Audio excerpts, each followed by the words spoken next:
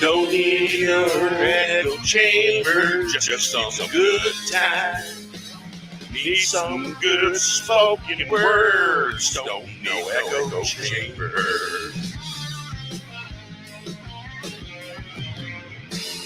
Empty echo chamber, echoing the empty. It's the empty of black goo. Empty echo chamber, hide in chamber pot that don't age well.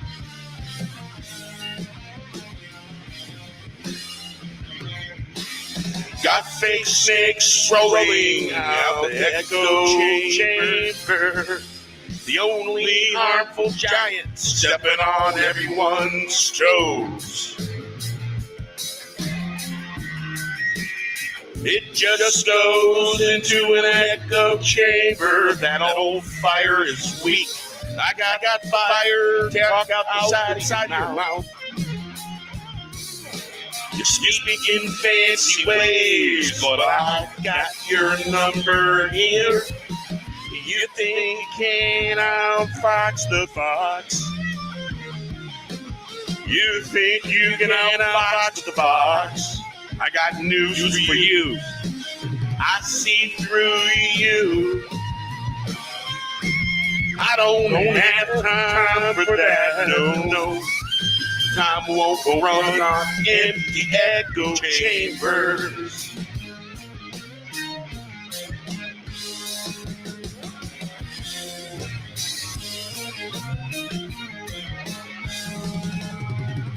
Don't need no echo chamber, just need some good times. Need some good spoken words. Don't need no echo chamber. At the echo chambers, echoing empty.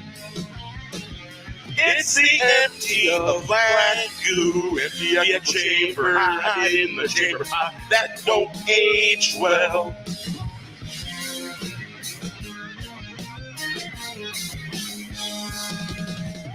Got fake snakes rolling out of the echo chamber. The only harmful giant stepping on everyone's toes. It just goes to show. Yeah, I don't need no fucking echo chambers. Into an echo chamber. The old fire is weak. What's up, Bone? Got the fire. Talk out the side of your mouth. You speak in fancy ways, but I got your number here. You think I can't outfox the fox, but I tell you what, I'll fox the fox, because I am the fox. I got news for you, I see through you. I don't have time for that, no. No time won't run on no empty echo chambers. Don't need no echo chamber, just need some good times. Need some good spoken words, don't need no echo chamber. Empty echo chambers, echoing the empty. It's the empty of black goo. Empty echo chamber, hide in the chamber pot that don't age well. Got fake snakes rolling out the echo chamber. The only harmful giant stepping on everyone's toes. It just goes to show an echo chamber. There's the old fire. We got the fire. Talk out the side of your mouth. Speaking fancy ways. I got your number here. You hear that song? You can outfox Cheers. the fox. I got news for you. I see through you. I don't have time for that. Stuff. No, the time won't run on empty echo chambers. Last thing we need, right? Hey, everybody, how you doing? Next song coming right up. I better change that setting there because that 4K makes things kind of weird, bandwidth-wise. There we go. How's the sound out there? Remember walking in the summertime, simple times indeed. Sitting watching the water go by, feet dangling in the water side. Hear the sound of birds on the fly. Days on by, wishing for simple times. Don't we all? Waiting on the rain. In warm days, feel the rain touching, rippling on the riverside.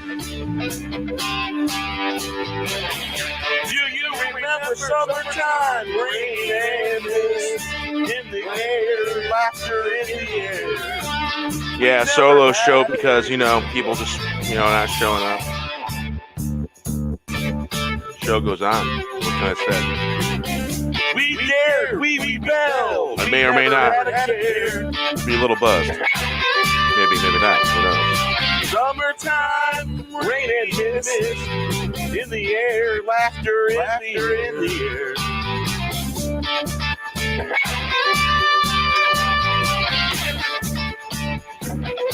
Song was fun to make. Remember walking in the summertime, simple times indeed. Sitting, watching the water go by, feet dangling in the water side. Hear the sound of birds on the fly. Cheers.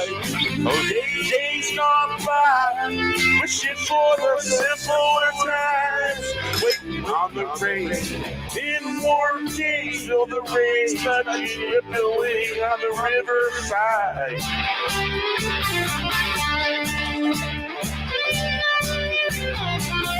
Do you remember summertime rain and mist, laughter in the air? We never had a care.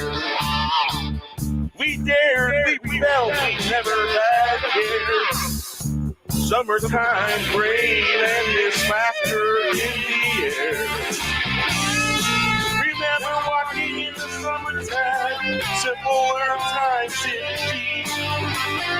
Sailing, watching the water go by, feet dangling in the water side. Hear the sound of birds on the I appreciate you, Mikhail. Days on by, wishing for simpler times. Waiting on the rain in the warm days. Feel the rain touching, rippling on the riverside. Remember summertime, rain and mist, laughter in the air, we never had a care. We dared, never had a care. Now, this song was born one night when I was supposed to be live. Saturday when there wasn't a Saturday live stream. I ended up making that song, and I believe the Court Jester was also born that same 24-hour period. Sometimes songs just come out of nowhere, and they want me to write them, and then I write the lyrics, and then do you have any idea how hard it is to find an instrumental that matches the personality of the written song, the written word? Yeah, it's not easy. Sometimes it happens like a snap. Sometimes it happens a little bit more organically, more long-term, sort of like walking up a mountain trail, trying to walk down it when it's really steep. And days gone by, there is no alternations to my voice. There's no settings. It's just pure voice. 2 tracks. There's one lead track, and there's another lead track that kind of acts more like a background vocal, and they blend together perfect. And I really like the way it turned out. Now, Court Jester, that's just about straight up having fun, being the Court Jester, having tomfoolery, and just goofing off. And quite honestly, to be blunt, not giving a shit about what other people think. Be free. because that's true freedom. And whoever is the most important that's around you, you know what I'm saying? Those that support you. So with that, we'll play the song.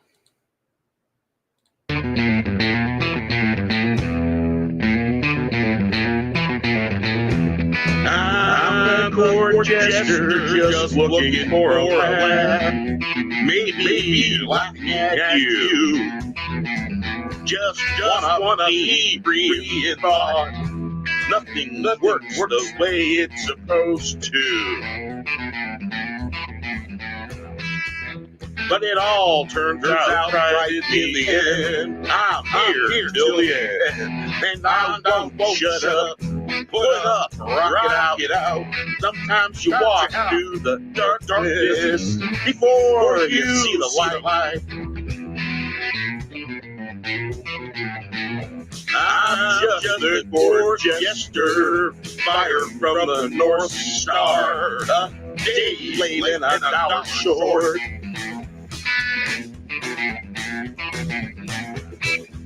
I'm a court jester just looking for a laugh.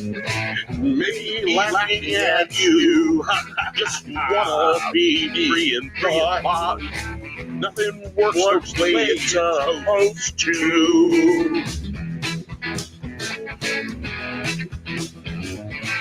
But it all turns out right in the end. I'm here till the end. And I won't shut up. Put up, rock it out. Yep. Sometimes you must walk through the darkness before you see the light.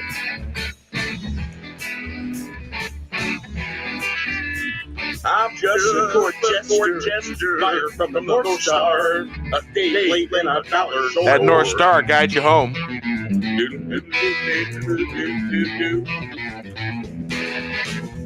I'm a court jester just looking for a laugh. Maybe laughing at you. Just wanna be a free in thought. Nothing works the way it's supposed to. Can't shove a square into a circle. But it turns out right in the end. I'm here till the end. And I won't shut up. Put up, rock it out. Sometimes you must walk through the darkness before you see the light. I'm just a court jester, fire from the North Star, a day late and a dollar short. I'm just a court jester, just looking for a laugh. Yeah, I gotta say that was probably inspired by Kurt Russell and his little court jester speech. I gotta say, yeah, he's my favorite actor. What can I say, man? All kinds of good action movies from the, I think, 70, 69, from his earliest stuff to now. And yeah, man. I don't know if you guys remember Death Proof. That's pretty good flick. Yeah, hell, Kurt Russell. Yeah. So yeah, FinalDeathStar might be along. He said he'd be a little late. You know, I understand he's got a wife just like I do, and this is my time away from my wife to have fun and all that, and hang out with you guys. And being that I am solo, I don't stream by myself very often. I think I've done it one other time.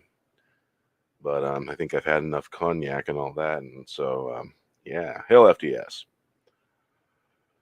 Yeah, and he, the new channel name of his, let's take a look at that.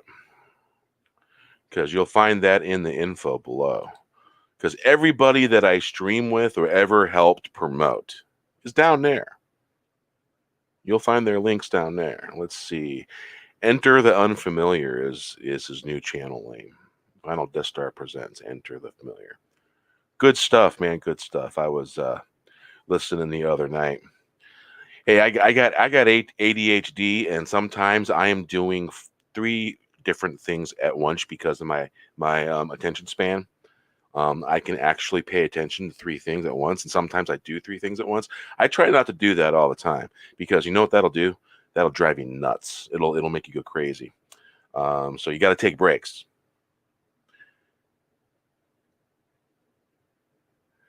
Yes, I am here. How you doing, Nancy? So yeah, I was taught by a mentor of mine that you can give 90% of yourself in doing good and all that and doing nice things and helping people.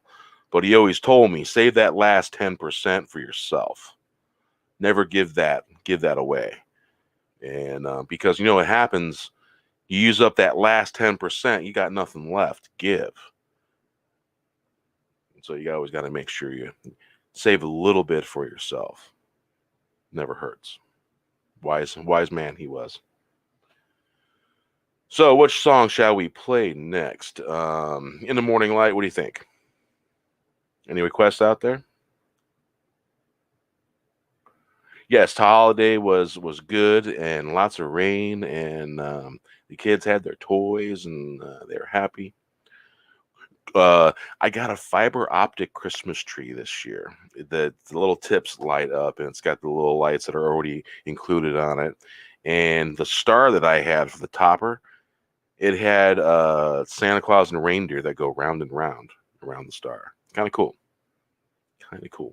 If you look at the thumbnail, I lassoed out the tree and took a picture of it and lassoed it out and messed with some of the settings and made all the colors nice and poppy, made it bright, and made everything pop. And you can see the tree in the thumbnail of tonight's show. That pretty much features my Ghost Bear facade. Yeah, We Want the Sauce. That song is very, very catchy. It'll stay in your head. I find sometimes just going about taking care of some errands here and there, driving down the road, something will pop into my head. And I send myself direct messages on Twitter when I hear something that sounds kind of funny and odd, or some words start coming up being creative, and I'll send it to myself. And sometimes I will send a complete song ready to go to myself via Twitter, and then turn the laptop on and I'll transfer it over to a Word doc.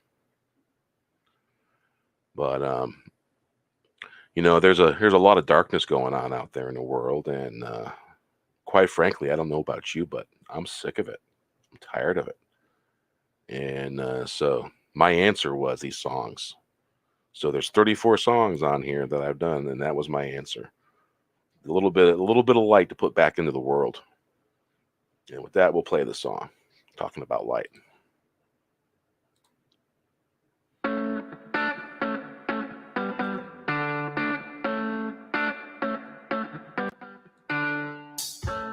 Fly with the eastern sun in the morning light.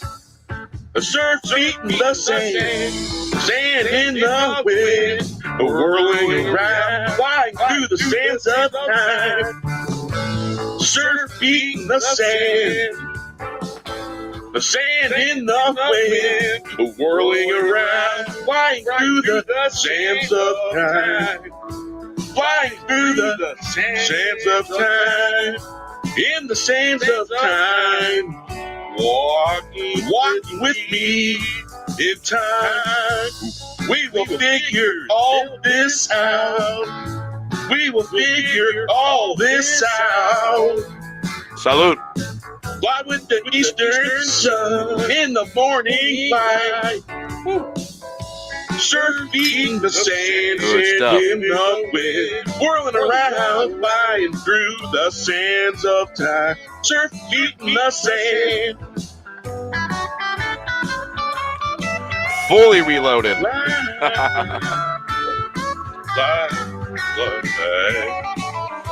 Flying with the eastern sun in the morning light.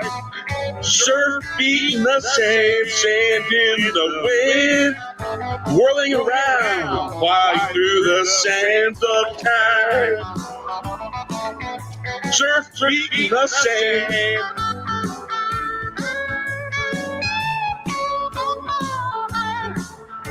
Sand in the wind, whirling around, flying through the sands of time. In the sands of time, walking with me, walking with Right. me. In time, we will figure this out. I'm not drunk enough to read that. Fly with the eastern sun in the morning light. Surf beating the sand, sand in the wind, whirling around through the sands of time. Surf beating the sand. We fly with the eastern sun in the morning light. The surf beating the sand, sand in the wind. Hail, brother. Hail, how you doing, Steven? Doing well. What's up, Bear? What's up, Jack? I have, hold on. There we go. Yeah. I've had me some drinks. And, yeah, man. Had me some smoke. Oh, yeah. And, I was telling them some of the processes I go through when, I'm writing songs. Mm. I could be coming out of the freaking grocery store, come out to the van. I get the phone out and I send myself a direct message on Twitter, and sometimes I'll have a whole song, verse set up, ready to go, and I'll send it to myself. Sometimes it's just a little bit pieces here and there, or I'll hear someone say something funny. I'm like, that would sound good in a song. Cool. And get inspiration from real life. Yeah. Everywhere, man. Yeah. Everywhere. I get inspiration from everywhere. You, Gary, everybody, man. Someone will say something funny in the chat. Man, that creative process is all over the place, all out there. Awesome. But yeah. So yeah, Final should be along anytime sometime because he said he'd be about an hour late or so. Yeah, I'm sorry I was late. I had to eat. So my friend gave me a bag of Chick-fil-A chicken fingers, like uncooked, like just you can throw them in the fryer. And so no kidding. I had a hankering for some homophobic chicken, so I just threw that in there. It's good. Yeah, I will tell you, my wife can really make some good chicken strips. Nice. She's got the batter, and I already showed her the spices that I like, and so she throws those spices in with the flour and all that. The key thing with spices in the flour, you gotta rough the flour up a little bit with a stone and the spices to get it mixed in, and that's the key thing. Taste. Nice. And she does them really good. The kids ask for them. My eldest asks for them sometimes. Damn right. That's the way to my heart. Chicken strips. Besides, and you know the secret to get kids to eat chicken, the dark meat from chicken. You make chicken strips and you mix in the dark meat with the breast meat. Yeah, I'm all about mixing meats. And they will eat it. So yeah, so you caught Wonder Woman, right? We were talking about it earlier.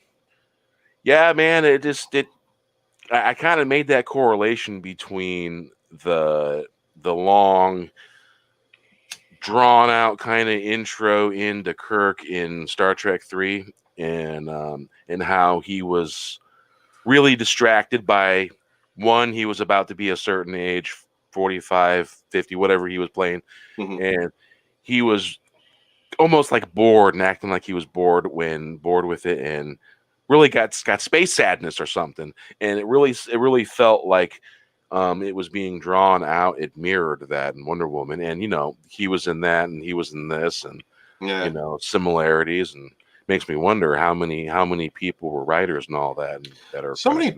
I'm thinking, Barrett, like people have been talking about Patty Jenkins, and her direction, how she feels, right. But they've also been waiting for this film. Do you think that the bad reception to it is it all because of people's look at Patty Jenkins? Do you think that could be, because I haven't seen it yet, so I really don't have an opinion other than what I'm, my reaction to what people are saying. But do you think that had something to do with it? You think there's like segments of the fandoms. I mean, the various parts of this, whether you consider yourself a fan or not, that there's like this this effort to not like the Wonder Woman 1984, or do you think that this response is genuine from everyone? I don't completely dislike it. I mean, there's a lot of stuff in it that I like. The action scenes, I like them. They're not the greatest, but I do like them.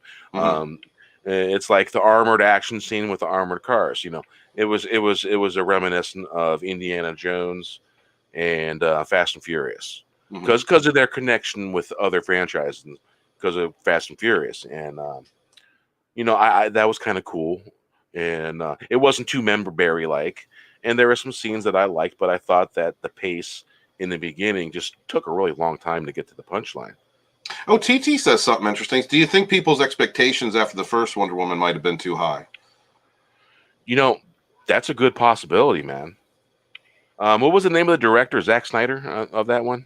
The first one was it was Patty Jenkins, but she was taking over for someone else. I think I'm not entirely sure. Chat, let me know if I'm right about that. But I know it was Patty Jenkins who was given the credit for it, which is why she did number 2. Huh? Because I know someone else had. Was it Snyder, a producer or something like that in that one? Well, I think he was a part. I think it was a part of the overall universe. You know what? I'm not a Snyder guy, so I'm not really either. You know, I can. It's to me, it was okay, and yeah, okay. I don't dislike or hate everything. There's certain things I like. Yeah. Well, you know what I did like was showing her in the Great War. Like that, I love because you get a lot of world. You get a lot. I wanted more of that actually. You get a lot of World War II stuff, but you don't really get Great War stuff, and that was. I mean, it's historically speaking, that was the war where we first saw tanks, where you had this mixture of cavalry and mortars and chemical weapons. Like there was a lot of different things that were coming, technologies that didn't fit. They were like from 2 foreign eras that were coming together. I mean, it's a shame, you know, that people passed away. But look, I mean, you had was the meat grinder. You had lines of people running out of trenches in the middle of the night. Trench warfare. Gas.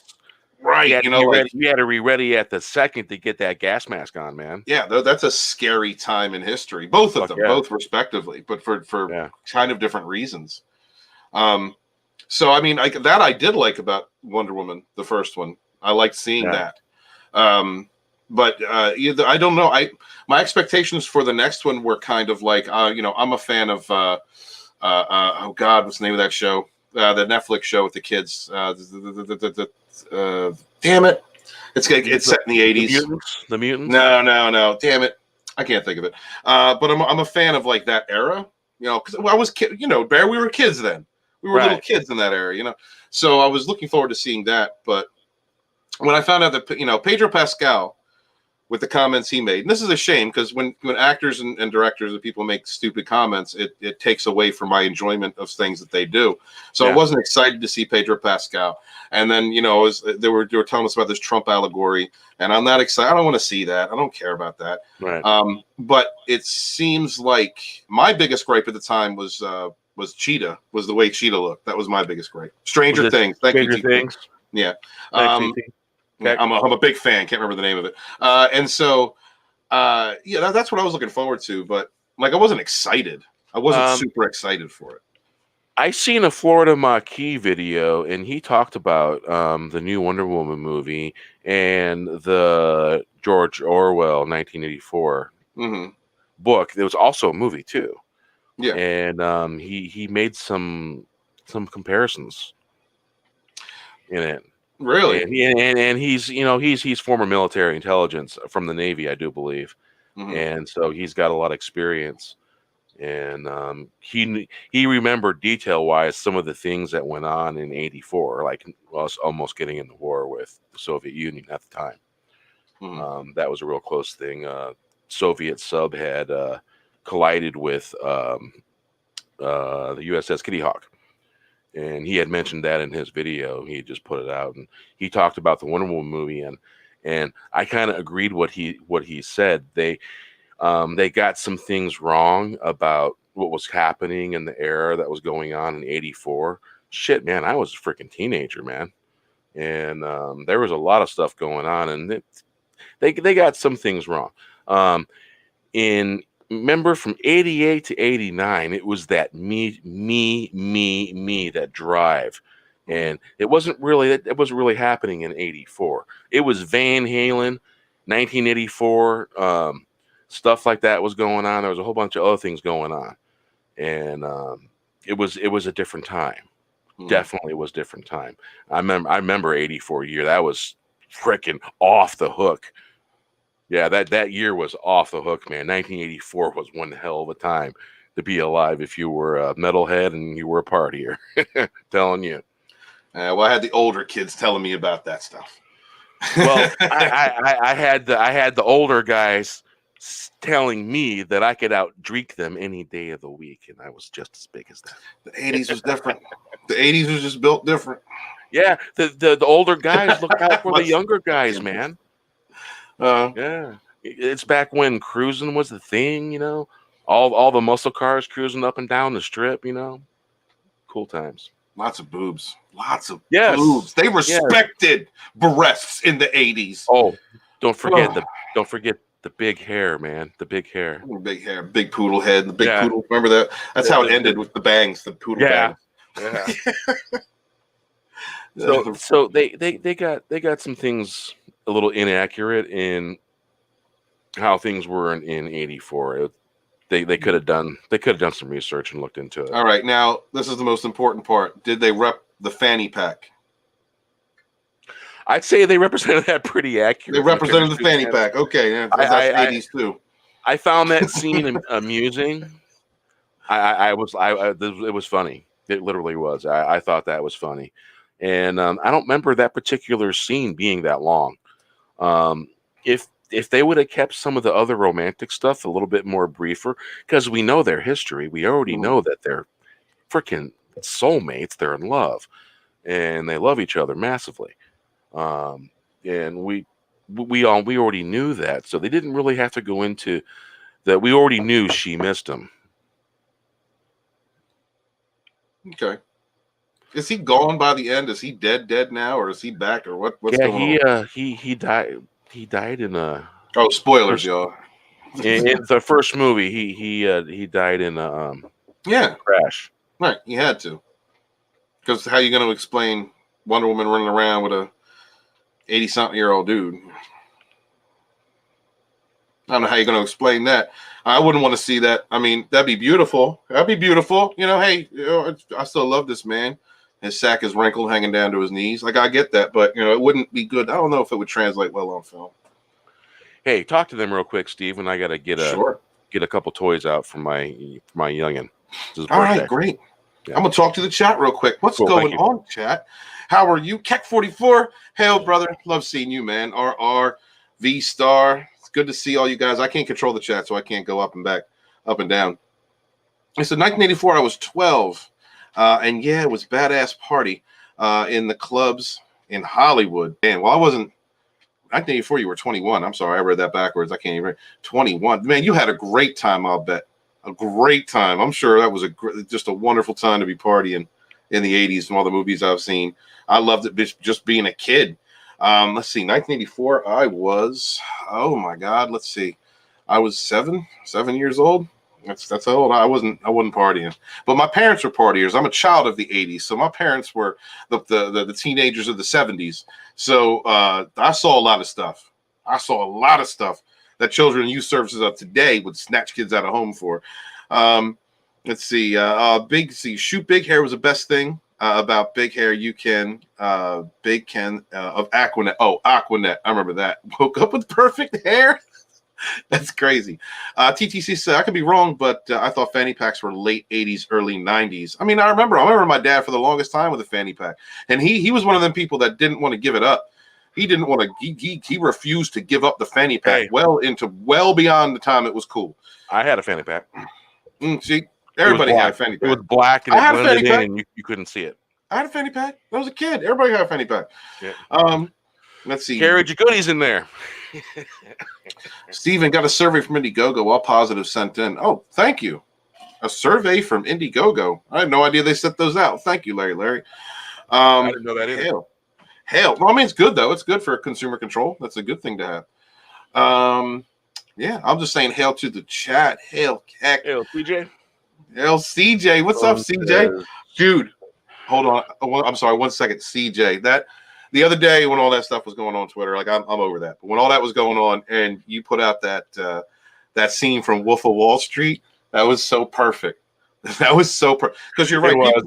People are just dropping the TFM, the hashtag, whatever, people like left and right, like just people that. And I'm looking around, what the hell's wrong with y'all? Like, are your panties that much in a bunch? Is it this much of a vaginal issue for you that people enjoy this? And you got to make up an entire conspiracy about how you being messed with because other people like something that you don't like and you're talking shit. I don't get any of this. So that was perfect, CJ. Just wanted to say hail to you and thank you for that because I felt every second. I made him a thumbnail. You seen that? I reposted it for him. Mm-hmm. Yeah. Look cool. Badass. I'm sorry, you were going to talk to Bone Bear, and I cut you off. Oh, he was just talking about Wonder Woman. Where'd it go? Yeah, I think it jumped on me. Oh no, I don't have any control of it. I'm sorry, I robbed Bone. Okay, there we go. WW84 is the worst superhero movie I ever saw. I don't think it's a superhero movie. It's a love story, man. Yeah, it's a love story. This isn't a superhero movie. There's superhero moments. There's villain moments. There's some action scenes and some good fight scenes. It doesn't make it great. I originally gave it, I gave it a 6 out of 10. I thought I was being pretty fair there. And, there were some moments, but really this was a love story. Tina says, I was in 8th grade during 1984 and I could outdrink most men. Being of good poets, it sent hail, girl. Yes. Hey, yeah. you must have been from Portage because that was a town of drinking teenagers. Let me tell you. So Tina, your age group was the age group I hung out with. Y'all would tell me the stories. B-Star too. Y'all would tell me the stories of you inspired me, and I needed that because I was this weird cusp. I was going through puberty at late 80s into the 90s, and remember how it got depressed. All of a sudden, that part of the millennials were depressed. It was all depressed music, and I like some of it, like Stone Temple Pilots, Nirvana, stuff like that. I got like some of that, but everybody got depressed real quick. And so it was y'all. It was y'all that had me repping. It's y'all that had me repping and Justice for All. It was you guys that had me brought me up, told me what to do, what not to do. So thank you to that part of the generation. Thank you. Hail Gen X, and hail my millennials out there too. Because I was 77, so I was a late Gen Xer. Like I'm basically a millennial. Class of 90. Yeah. No, I was 94. I gotta say, honestly, during my teenage years, I did not think that I was gonna live past 16. That's how crazy shit was. Honestly, I did not think, and I made it past 16, and I'm like, holy shit, half my friends are fucking dead from alcohol. That was no lie. That was straight up. Like I remember growing up, and you understood, and it wasn't because the school taught you, but you understood what to do if someone got alcohol poisoning. Mm-hmm. You understood what to do if somebody OD'd on certain things. Like you knew what to do just instinctively because that happened in your friends, communities. And so you just were like, all right, well, we got, okay, this is too bad. We got to take them to the hospital, or we could take care of them by giving them feed them bread or whatever. It was a different era. I don't know if it's like that now. But I mean, it's a lot more chemicals now than there was then. Hey, Nance, I'm a little bit of a hopeless romantic myself. You can see it in the songs I write. Yeah, you'll probably will. It's just for your generation. For that part of our generation. I gotta say, Days Gone By, man, that song is literally happiness and tears at the same time, man. Because it'll take you to that spot, and that's what I aspire for these songs to do, to yank whatever is bothering you, pull it out and send it away, and you go out feeling better. That's my goal. Dig it. CJ says early 2000s emo music and most post grunge way better than today's music. There are some. So CJ, I've got a teenager who's shared music. We share music together. That's one of our things. And he's been playing some stuff that's come out in the last several years. There are some good artists out there. I was of the mind after 2010. I was like, all hip hop is trash. because I like some hip hop. I like a lot of different genres, and I just was like, this is all trash. It's like I don't understand the way they're the style that they're using, but there are some writers out there that are very good that show the kind of writing we got out of the 80s, the 70s, that really deep, meaningful lyrics. So yeah, but you know what? I was like, look, I ain't gonna lie. I was down with 30 Seconds to Mars for a minute. I ain't gonna lie. I'm not gonna lie. I was there for a minute, but you know, I didn't cut myself, and I kind of moved out of that fandom. Well,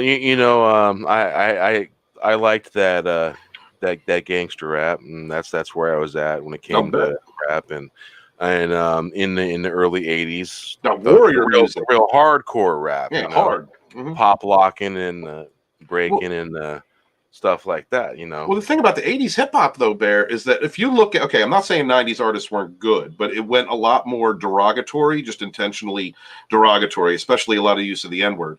Whereas in the 80s, you had some of that, but it was more about telling a story. They were educated. You could tell from the way they put their rhymes together that they were educated men and women at that time. And it seemed like the standard, at least in how intellectual some of those artists were, or how thoughtful or philosophical they were, really lessened in the 90s, and it became just N-word, snatch your purse, N-word. Like, you had groups like New Edition, you had NWA, you had the stuff that was more toward the traditional rappers, right, and that involved a bunch of different stuff. It didn't really involve stuff going in the street. It was just this everyday stuff, it was what you liked, getting down. Yeah, and you heard, and you heard that, like NWA was like a difference. There was a change in that's what they used, what they grew up with, and then they put a new spin on it. They put a more harder spin on it. And then you had Insane Clown Posse come in, Public Enemy. Well, we're gonna talk about OC. Are we gonna talk about ICP? Yeah. I used to run with some rough guys in Gary, man. I did. Yeah, I had friends on the West Side. I've never been a juggalo. Whenever I encounter juggalos, I'm like, I'm juggalo friendly. I'm not gonna claim that. My nickname on the West Side of Gary was Hopi the Clown. No shit. Yeah, no shit. Yeah, I've always chilled with them cats since the early '90s. I've been chilling with. I'll run into them, and I understand the culture of the juggalo culture. So I know how to navigate it. You know what I mean? Like, and so I've always been cool with those. Hey, they're good. They're good people. They're good people. They can be, in a situation. They can be very good people in a situation, and when they just want to party and have a good time, they party, boy. Yeah, I'm cool with juggalos. Yeah, but I can understand how people are like, nah, I don't want nothing to do with that, because they're extreme. That's extreme. Like, they got the kids running around today acting like they're breaking the mold, and they're rebellious and they're, nah, you didn't know. There's been some crews out there, some fandoms out there that are just have taken it to the next level from the 70s. Just took it to the next level. I mean, it's nothing new. It's just repeating the same old themes in a lot of ways. Yeah, good times, man. Good times. There's a lot of things I miss about Gary, but there's a lot of things I don't miss. I don't miss the potholes, man. My God, the freaking potholes. And it doesn't matter how many. Blondie. Yeah, Blondie. Yeah, I'm sorry, bro. It doesn't matter how many times they redo the roads. It's the frigid ass winters that bust up the roads there, and it's real easy for potholes to form. My God. V-Star. So when I talk to when I hear somebody say a very true statement, if it wasn't for Beastie Boys, we wouldn't have had Eminem. And I was like, if it wasn't for Blondie, we wouldn't have had the Beastie Boys. Hey, we wouldn't have Anthrax if it wasn't for Beastie Boys. Yeah, I mean, a lot of the. Like I said, like you just good point bringing that up. People always think they're doing something new, but it's been done before. Blondie she wasn't the first one to do it. That group wasn't the first one to do it, but that was the first song. Oh man, I love that the cult. Had rap in it. I love the cult. I was thinking of Danzig. Danzig would be good at doing a voice of Darth Vader. You know what? If they had to have an actor do a Darth Vader voice, I think Danzig's voice is deep enough. Dude, Danzig's one of those. How deep he gets in some of his songs. Danzig is one of those bands that I can't just listen to one track. Like, I just can't. If I listen to one song from Danzig, I'm putting on one of their albums. I'm putting to some most a lot of times it's Danzig 4. I love Danzig 4. I think that was the most experimental album they did. And yeah, I love Glenn. Glenn's looking rough though. She's showing his age though.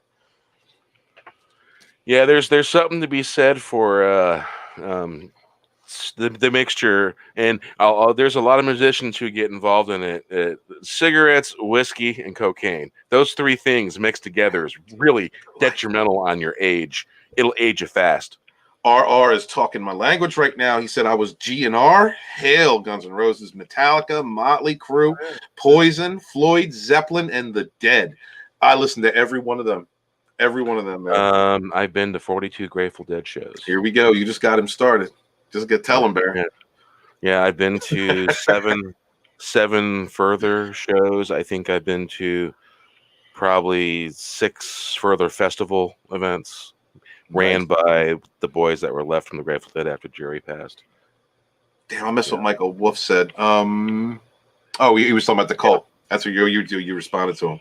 Yeah. Yeah. Love the Cult, man. They're a great band. Look at this, man. Yeah, see, people talk about music they love and they just keep on going. That's good. Keep telling. Keep talking, well, chat. We're watching. I like the musical realm because the musical realm makes connections to our mythoses. Absolutely. It connects to our heroes. In movies, we use certain songs that connect with those mythoses. Like, look at Thor. Led Zeppelin comes to mind. You know what I'm saying? Lightning and all that stuff. I'm so glad they used that track. Yes. Okay, no matter what everybody thinks of Ragnarok, I'm sorry. That scene, I like that movie, but that scene was great. It's that pure lightning in your veins kind of sound in the song and in the movie. They mix it together, and they literally, in the scene, they capture lightning in a bottle. Yeah, like Zeppelin. And that's what we love about movies. Absolutely. Yeah, Zeppelin's another one of them bands, man. I just can't listen to one. If I'm got my music playing and a Zeppelin tune comes on, like that's it. I'm keeping it on my Zeppelin, my Zeppelin list because I just love them. There's a lot of bands out there like the Dead. I can't listen to just one Grateful Dead song. It's gotta be at least 3. There's a lot of bands like that I really enjoy.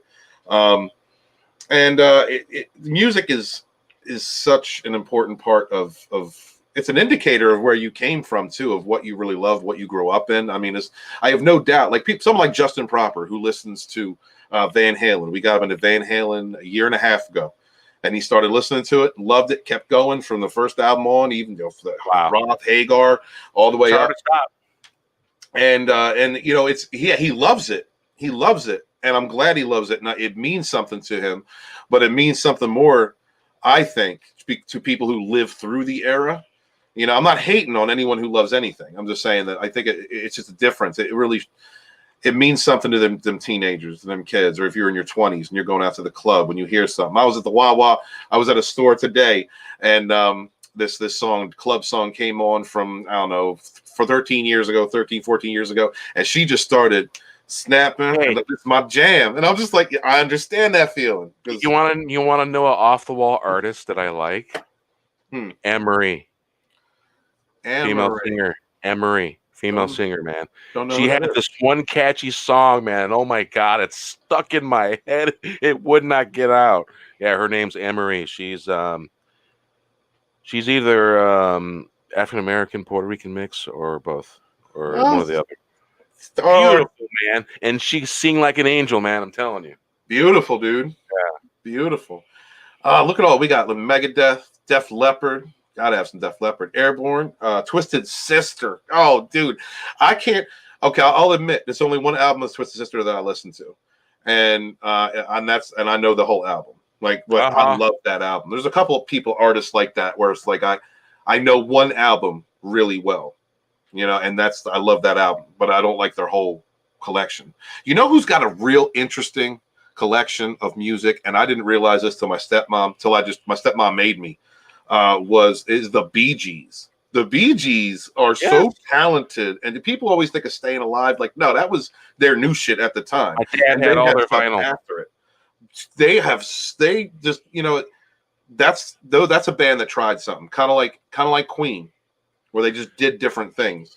But I think that the Bee Gees just I got a lot more respect for them now that I've listened to one of their concerts where they played music from all different eras, just like David Bowie.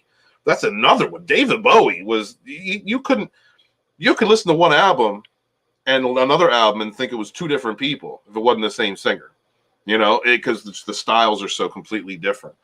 That's another one. What other bands like Pink Floyd's like that? But that's always been Pink Floyd's thing. Pink Floyd's they had two different. There's a few different people that they became different things and they did their own things, and that's what was kind of cool. All the artists went there. David Gilmour made his solo albums. Roger Waters made his, and we know that Syd Barrett, before he went crazy, he had some of his stuff that he released too. I love Syd Barrett Pink Floyd days. Nice. Yeah. Dude, I'm seeing so many. And it's like when you're growing up as a teenager, you hear about all these legends in music, and you hear about these people that know that people who's connected with these people, and they're connected with all these people that knew all these people. And I ran into a lot of that stuff. And when it comes to hero worship and all that, getting close to your heroes, one of those kind of things, it's you strive for. Can you do me a favor, Bear? Would you put up V-Star at 1 after the hour?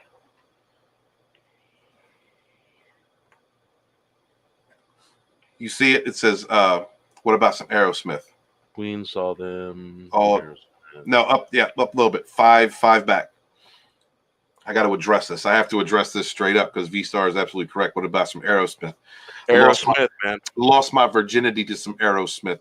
I cannot listen to the album Pump without getting ready to go out to the club and get some ass.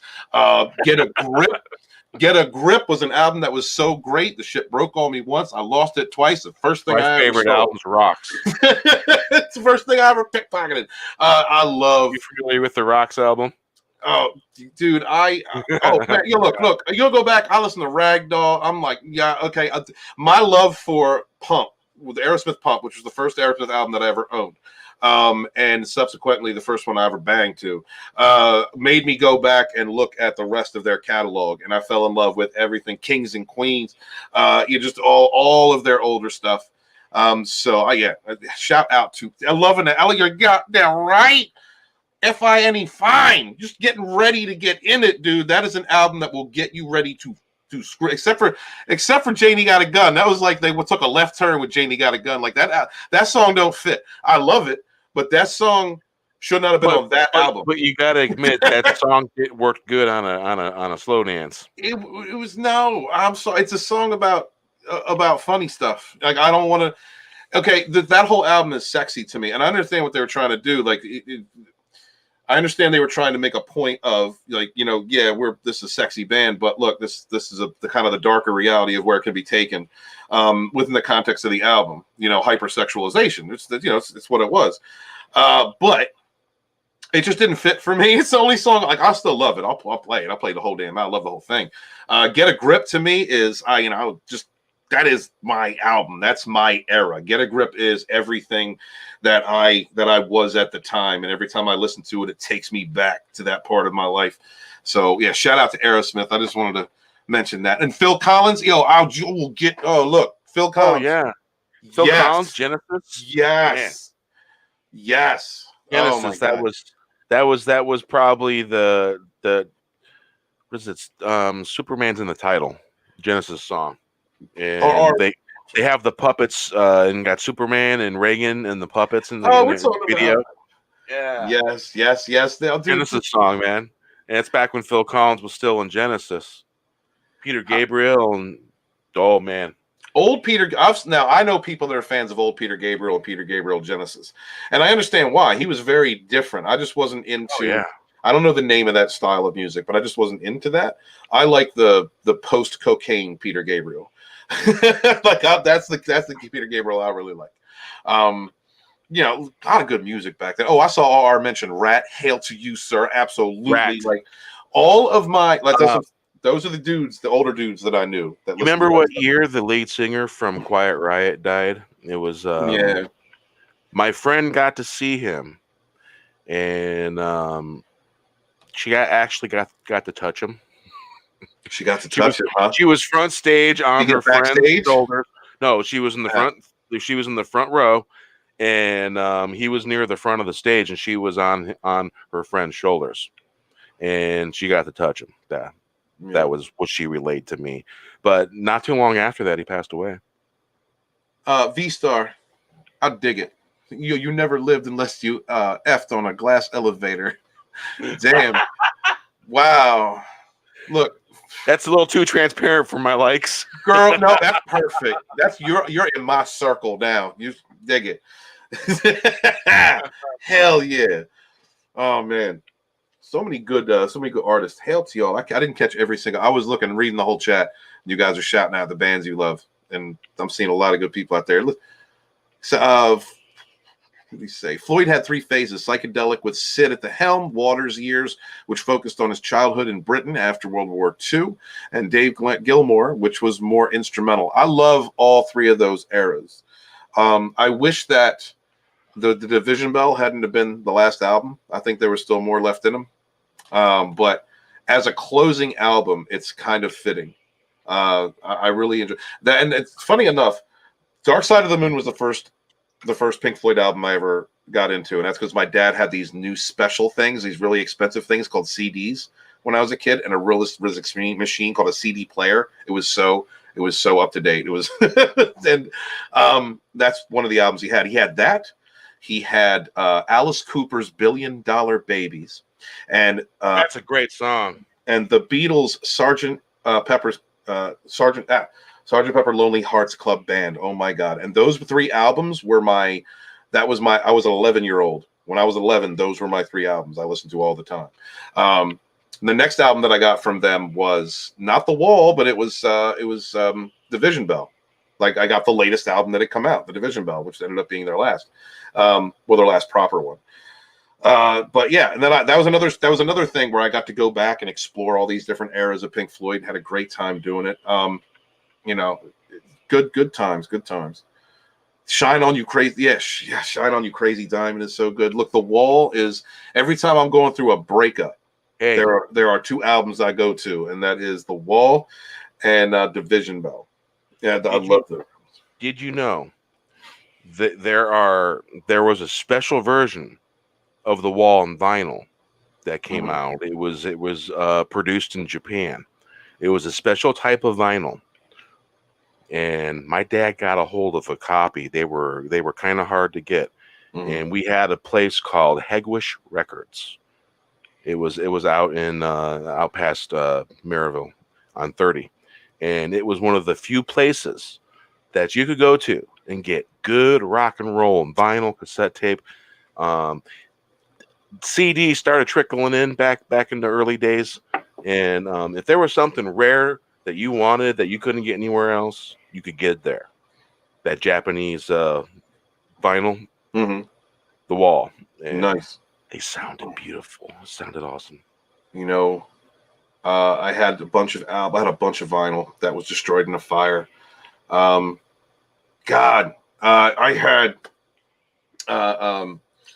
had Dave Bowie albums. I had Ziggy Stardust, bro, on vinyl. Like yes. And I had Michael Jackson Thriller Picture album, signed, bro, signed. Destroyed in a fire. All of my classic stuff, all my vinyl stuff. Like, I don't know. I'm sure you 80 kids did it, but to us kids that were going through our teenage years in the 90s, early 90s, busting out that record player, putting on 45s, was the cool thing. Like, you were the cool kid. You were hanging out with the cool kids when you did that. And by cool, I mean not popular. The cool kids. And, like, that's where I heard Iron Butterfly for the first time. There's people going through their parents or their older siblings' vinyl. A lot of good musical experiences then. I'll shout out real quick to Dave Mustaine's godfather, Alice Cooper. Absolutely. Alice Cooper is... Yeah. Go back into the history. Guys, if you have not, I'm sure most of you have. Go watch a documentary about Alice Cooper, about what he did. He was the first shock artist. This dude was cutting off baby heads in the 60s on stage. The 60s, block colors, laughing, You know what I mean? Like those, you know what I mean? Like that kind of that era. And Alice Cooper was crazy stuff. And Alice Cooper was out there like, nah, I'm gonna scare the shit out y'all, baby head. He was like Alice. If it wasn't for Alice Cooper, we wouldn't have had people like Gwar. We wouldn't have had ICP. Or we wouldn't have had people going on stage to put on a shocking type of show. Alice did that first. And some shout out to Alice Cooper. Just so everybody knows, the word reload is the drink word. Oh, right. Dig it. Just so you know. Because this is a drinking game stream, just so you know. Larry says Japanese import vinyl were good. Yeah, my dad had one. I was just talking about it. Yeah, man. You still got one, huh, Larry? I wish I still had my dad's vinyl, because I don't know what happened to it. Yeah, man. Things happen, man. Man, my dad had so much different vinyl. And my dad listened to a wide range of classical stuff to classic rock to you wouldn't to German experimental music bands. Trying to remember, was it? There was a one they had an album called, I think, Autobahn, and I can't remember the name of the band, but they're either from Germany or from Austria. I can't remember which, but they have a song that's called Autobahn. Dang it! It's experimental music, really cool, out of the, say, mid-70s. Take it. Oh, some Pat Benatar. Absolutely, V-Star. Absolutely. Will not deny that. My mom used to rock out to that. Let's see. I mean, oh my God, yeah. And I mean, some of Ray Slick. Look, I like hard music. I like soft music. I like, instrumental music. I like all different kinds. So I can rock out to some Fleetwood Mac. Like I love that band too. Janis Joplin, the last album that she released right before she died, they almost didn't have that album complete. Really? I caught part of a little documentary on the radio when I was driving to the store and back, and they talked about it a little bit, and it was almost incomplete, but she had a wide range of friends that helped put it together, and that's how her last album came about.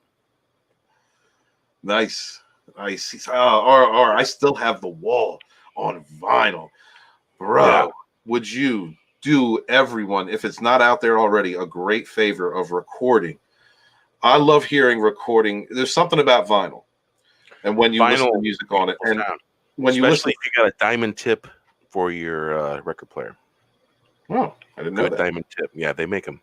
Oh shit. There's an album that I love very much, because there is this thin window of punk that I really like. And the soundtrack for Return of the Living Dead has some of the coolest music on it. But it can only be listened to on vinyl if it sounds right. It sounds well placed, everything. And there's a YouTube video of a guy who recorded the album from the actual vinyl album and then put it up. And there's nothing like it. I've never heard The Wall on vinyl. I would love to hear that. Really? You've never heard The Wall? No, well, I told you that was an album that I discovered later. To be honest, perfectly honest. My dad had one of those high quality turntables. Shit, the head for that held the needle was about $200. The diamond needle that went into it was at least $70-$80, and then you put that on the arm, and they got some real nice ones, man. And the little tiny brush on the tip, you put it on there, it plays those beautiful vinyls just perfectly. Stevie Ray Vaughan. I'm looking, y'all. Yes, Jimi Hendrix. Look, hey, I spent a lot of my times and I spent a lot of my time from the time I was 16 and till my late 20s in rock and roll bands, in rock and roll bars, And the biggest one was the Silver Bullet biker bar. Used to hang out there all the fucking time. And every kind of rock and roll band you can think of, all stripes, all kinds. Even some of the ones that the people in the bar kind of tolerate a little bit. And but you know, it was a biker bar. You know, it was a place you went where you knew you were at home. If any trouble happened, you knew someone had your damn back. You knew you didn't have to worry about shit because everybody in there was okay. And man, it was just a place you wanted to be on a Friday night to hear a band and have a couple beers. No drama, man. And every now and then there was a fight, but that was dealt with. Nice. So yeah, it wasn't quite that kind of bar where there was a cage and the band was in it. It wasn't like that. Bear, what about Bob Dylan, bro? Oh, I love Dylan, man. Yeah. All right. I'll share with you a dream I had one time. Very interesting dream. Are there boobs in this dream? No, boobs. No. Okay. All right. Well, you know that my history with writing songs started a long time ago. It started in late 99. And I put a CD together with the help of a friend, Mike Janto. And my friend Jeff Balfe, he played acoustic guitar. I sang, I wrote the lyrics. He figured out the music that I needed as we went along. We had it was a beautiful mixture. Mm-hmm. And so we put together all this songs and all that. I sung them and he played the acoustic guitar. We even did an open mic one time. And so we got a CD out there. It's called Great Flying Twilight. And that's my first demo CD that I ever made. That's cool. That's a cool name, dude. There's another one out there that Mike Janto recorded for us, but it's still on ADAT. He never transferred over to CD and gave it to me because, you know, the winds blew and all that, and the wind changed, and here we are. Mm-hmm. And the reason why I drop his name is because I hope someday he may happen to listen to this and say, hey, that's my name. He's talking about me. Yeah, Mike Janto, get a hold of me. My email's in the About section on the YouTube. That is so cool, man. That is so cool, man. I mean, so my dad was a musician. Sorry. I know it needed some prefacing, and so with all that, I come back around now to creating these songs and writing these songs and getting back into that, and but after I had completed those demo CDs and all that stuff, and a little bit, and during that time, I had a dream. I was in the middle of writing a song in the dream, and then I look up, and Paul Simon walked into the freaking room, and he was telling me, "Oh man, this stuff's really good. This is great stuff." And then down the hallway, Bob Dylan's coming down the freaking hallway. I said, "This stuff's awesome. This is great." I freak out. I wake up. I couldn't take it. I wake up and I'm like, what? Dang it, brother. Yeah, man. So maybe that was one of those kind of things, and it was one of those magical kind of moments. And somewhere in there's probably a song, and I'll probably have to write it later if it comes to me. If it decides it wants to live, you know. Do it, brother. Do it. V-Star says Ted Nugent, love it. Mm-hmm. Yeah. Journey. You look, I can rock to some Journey. Without a doubt. Ted Nugent, yeah.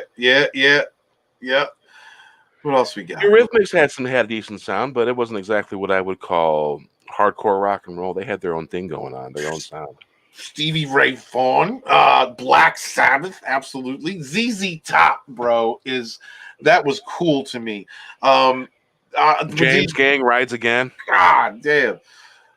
That was everything that was cool was ZZ Top. If I wanted to feel cool, that's the music I listened to. You know what I mean? Like that will always have a place in my soul. Saw the Police play at a bar in the late 1970s, dude. That is awesome. That is incredible. Oh, dogs are freaking out. Jesus Christ. I'm looking for more George Thorogood. Let me tell you something about George Thorogood. I'm from Delaware County, Pennsylvania, all right, which is like literally called Delaware County because it's attached to Delaware, and ended up moving to Delaware. And George Thorogood's from Delaware. I make sure my kids know about George Thorogood and the Delaware Destroyers. That is required music. That is required. My mother and a lot of my family mixed blood. My grandma, she had 3 different dudes she made kids with, and my mom has a big family. They're all Jersey. They're all like southeastern Pennsylvania, South Jersey, North Jersey. Not so much North Jersey, more South Jersey. And it's just like the George Thorogood, his music encompasses, like a lot of them like blues. And so whenever I hear that, it reminds me of family. It's like my area. That music is how I feel about where I come from. So thank you for bringing that one up, man. Hey, I will tell you, I found out that George Thorogood was coming into town to the Star Theater in Maryville, Indiana. Mm-hmm. Yeah, I told me and my friends, we got to go check that out, man. Because Yeah, Hot Tuna was opening acoustic for him. Mm-hmm. And so we go and see him, man. And Hot Tuna opens the first song, and me and my friends were the only ones that got tie-dyes, patch pants, all hippied out, long hair. Yeah. Everyone else looks kind of yuppie-ish. And I'm not even yippie-ish, but I definitely yuppie-ish. You were invading. Yeah. Represent. Yes. And so Hot Tuna, they were appreciating us that we're dancing to their music and standing up, rocking out. And they're looking at the rest of the crowd because the rest of the crowd was being a bit of a, assholes. They were uptight. Yeah. They were assholes. Okay. And so Hot Tuna said to us, addressed us, thank you for dancing. We appreciate you. The rest of you, fuck off, and gave him the finger and walked off the stage. Yes, that happened. Wow. It fucking happened. I couldn't believe it. Then George Thorogood starts playing. My God, my ears have never been the same since. My ears rang for a week, but it was fucking awesome. That is beautiful. It was awesome. So there was a moment in my life, Bear, that I have decided is the grooviest moment of my life. And that was being able to be in a small venue. I mean, like a bar-sized venue, watching Edgar Winters. And this dude was amazing. Winner, Johnny Winter?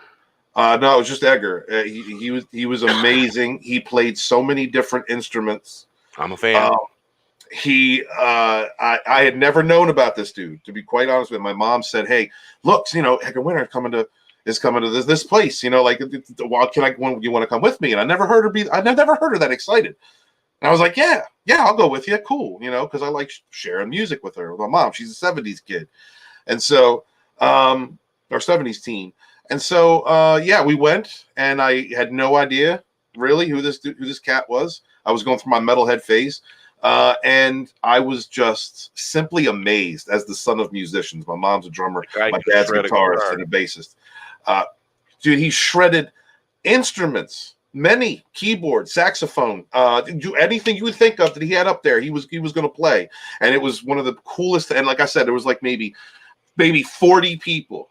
I was like one of 40, maybe 50 people, just chilling, drinking beers, being that close to that dude.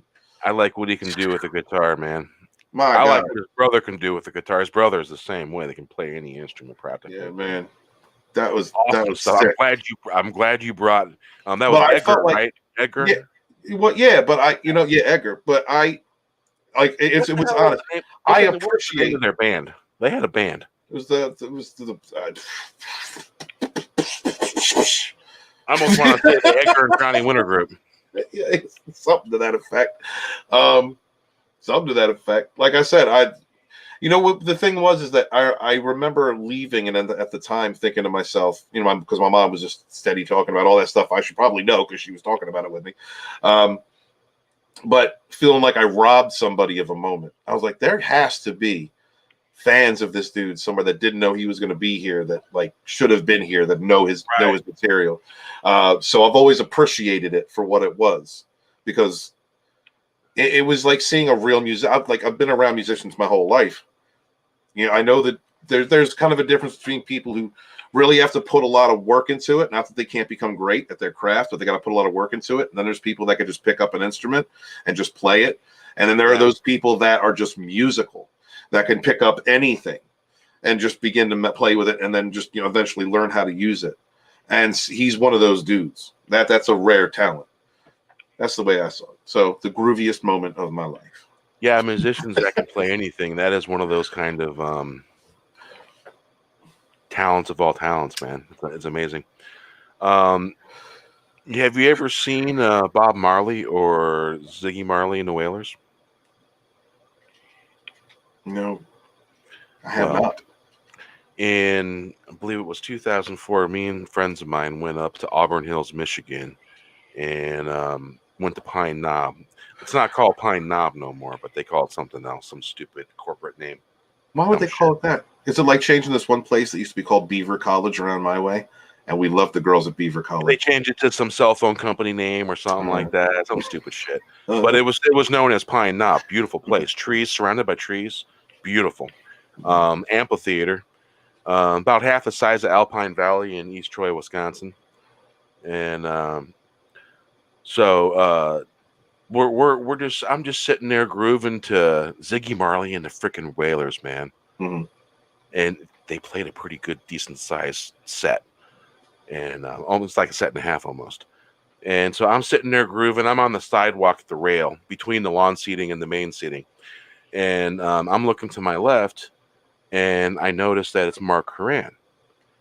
He was the lead guitarist for Bob Weir's band Rat Dog, and he was a lead guitarist for Further for a little bit. And really awesome guy, man. The guy can shred an axe. I love his blues axe. And I'm looking over, and I notice him, and so I do one of these and look at him, and to where no one noticing what I'm doing. And he did the same thing back to me. He goes, yeah. And I go, cool. We had silent language going on, and he seemed real relieved that I wasn't going to point him out. That's awesome. Because he was pretty popular among all the fans out there, you know. The guy could shred an axe, I'm telling you. I seen somebody earlier mention Elton John.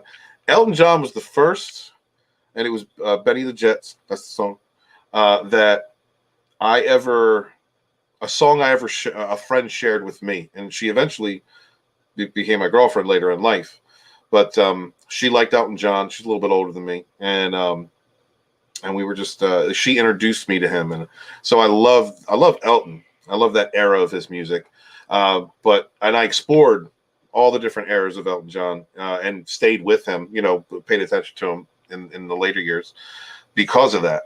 So that's an example of music just bringing you back to a time or a person. So hail you, Jennifer Evans. Hail to you. Thank you. Hail. Just great music in general, man. I don't know. I caught the tail end of the Grateful Dead. You know, when they were coming to their wave was coming to a little bit of a slowdown. And the one thing I remember about Jerry Garcia is he didn't really give a shit about much. The only thing he really cared about was the environment and making good music and having a good fucking time. And I think those are the main things that he really cared about. And he was never really political or got political. Gotcha. And he abhorred it in the music and stuff like that. And Bob Weir, he's been kind of getting a little political, rocking the vote stuff. And, you know, a lot of those things, you know, rock the vote or whoever, sure, it's a good thing to do. It's a good thing to make people aware to vote. But a lot of those organizations tend to lead toward one side or the other. And it's just a pain in the ass. Well, and just think, you paid for a concert ticket to hear their bullshit spiel about something when you just want to hear rock and roll music. Dig it. Yes. That's where I'm at. Yes, I hear you. V-Star says, Steven, your mom plays drums. Me too. Nice. And my son and his father, drummers rule. So I'm going to tell you a little bit of story. A little bit of a story. Not too long a story. I used to think the drummers, I don't know why, because I'm a horn dog. I'd be like, all right, who gets the less ass? Who gets the least amount of ass from groupies in a group? And I always thought it was drummers. Maybe that's because my mom was a drummer, so I didn't think about it in those terms. Don't know. But then I met this dude, Mike. Hail to my brother Mike. Rest in peace. And he was a biker type black dude drummer playing rock and blues. And he was a very powerful person. He was also a mystic, Bear. And when he got up there and he would drum, he would just that act of in itself would cause his aura to push out in every direction, bro. There were times where you could just feel it, just when he was just because when you're jamming, and sometimes Mike would just start jamming and you could feel it. That is the best thing about music. I love. And right. That's the right. I love being in a room full of musicians who are jamming because that's pure energy. I want to feel that power because I'm gonna dance and I'm gonna return that energy, and it's gonna be this continuous circuit. Right, dig it. Right. So then I dated a rock and blues singer and married her eventually. She was a beautiful woman. Her name was Akasha. We were together for 5 years total. But she would tell me, because we're unabashed. I'm always unabashed with my lovers. Like we were free to express ourselves. And she told me, let's see, the father of her kid was a drummer, and every time a drummer came around, she was like, "Oh, he's good looking." I was like, "Is it really like that?" She's like, "You don't know. Drummers get the most ass." And I was like, "Get out of here! I always thought it was the opposite." She's like, "No, and they're like animals." So that's my drummer story. Oh, that's funny. Yeah. Hail to the whole family. Let's see. Bob Marley. I only heard a little bit of Bob Marley. Like I love Bob Marley, but like I can't say that I'm not. You know what I mean? Like I like Bob Marley. I can't say that I love him. We'll put it like that. I think that's a better way to put it. The Rolling Stones. So I've always been on the Beatles side of that argument. I think we're all old enough to know that argument. It was like, it was one of the other, it was kind of like the Metallica Megadeth debate, so that actually kept me out from enjoying the Stones as much as I could have when I was younger. I actually appreciate them more later in my life, and I've explored the Stones more. But still, there has always been songs from them. Painted Black is one of the most beautiful songs. I love dark stuff. I'm 90s teen. I love dark stuff, and I love Painted Black. That's one of my favorite songs. I'm glad my son enjoys it. But then my son also enjoys Rob Zombie. My son, I was so proud of my kid when he went over to put on his own music, like for the first time, when he's little, and he put on Rob Zombie. And I was like, oh, I did it right. I raised you right. It's that good direction you're going in. So, yeah, I'm just blabbing, dude. I'm stoned. Motley Crue, man. Motley Make Crue. Noise. It's all right, boy. Go ahead, make noise. Motley Crue. You gotta love some Motley Crue. Motley Crue is another one of those bands you can't just listen to one. And the drummer with Motley Crue, my God, man, that drummer was awesome. Look, people give Motley Crue shit, but you got to give them their credit. I mean, the thrash metal bands were definitely pushing it harder, right? They were not bending the knee in any way to the industry or the mainstream. Like those were. I love them bands. Slayer, I love them. You noticed when they took the makeup off, they got a little bit harder in their rock a little. Well, they went through an eventual change because even Motley Crue, like if you look at interviews from them, like even they acknowledge, like they were going in they were going in the direction that they were getting pulled in, along with like a lot of the other hair bands. It was just that was that LA music, and there's honestly, I got nothing wrong with that. I don't mind either. I don't mind the Southern California music and the Los Angeles music. I don't mind either version of that rock. They mean different things to me. Like you're never going to take Master of Puppets, Will Ride the Lightning, and compare it to an LA hair band and say these are equal. Like you're not going to do that. There are songs that I can point to from LA rock that I think are great, just perfect songs, for what they are. But Motley Crue, I ran into Motley Crue when Dr. Feelgood came out. That was the first album I ever owned. And I love that album. I love every track on that album. It reminds me of being a kid. Then I went back and discovered more. Same thing with Van Halen. Van Halen I was introduced to because of the movie Better Off Dead. You remember that movie, Bear? Better Off Dead? It was... Who was in it? Oh, Jesus. I got to remember these people's names. John... What is his name when he was young? Oh, my God. It was a comedy. It's a great comedy, dude. You've probably seen it. There's this one scene where 1985. Yeah, it's like back in the day, where he's a fry cook, right, at like a burger joint. Man, it has been forever since I've seen this movie. Oh, you've seen it? Okay. Oh, you see it. John Cusack, Dave. Man, John this Cusack. has been forever in a freaking day. Great movie, dude. Just such a great movie, an encapsulation of that time in too, like really. But yeah, Everybody Wants Some. Everybody Wants Some is a song they played in there. And I was like, yeah, because it was Young Stevie. Young Stevie likes, ballin' music. I like fucking music. Van Halen is you're getting it in music. And so that was the song that led me to them. And then I eventually, paid attention and explored the whole catalog. But yeah, Motley Crue, that's one of them bands, man. That's a lot of parties, a lot of partying out the Motley Crue, man. Lots.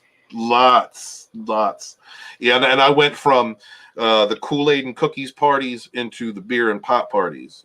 So like that, all that was the transformation. The crazy years. Oh man. Yeah, well, like in the early 90s when my teenage years, my partying years started. It was different. They were phasing it out. Two stages to my years. One was the cruising strip, hang. And I was a chameleon. I hung out with everybody. I partied with everybody. And I was one of those. I broke those status quo rules. I was the leather jacket, Fonz like wearing cool guy walking around hanging, and I hung out with everybody and had a good time that way. Oh, no, that's great, man. Larry says Stones and Beatles were buddies. Cool. Maybe that was my dad imprinted that onto me because he had this thing. Maybe that was like my father gave me that impression because he had this thing. It was like, no, the Beatles are better than the Stones. Beatles are better. Like, he was just like that. He's a Beatle maniac in every sense. Yeah, there's a little bit of history between the Beatles and the Stones. There was a lot of after parties they had together. I believe it. I'm part of Beatles group on Facebook that I check out their comments and stories and stuff people post, things they remember, a lot of cool stuff.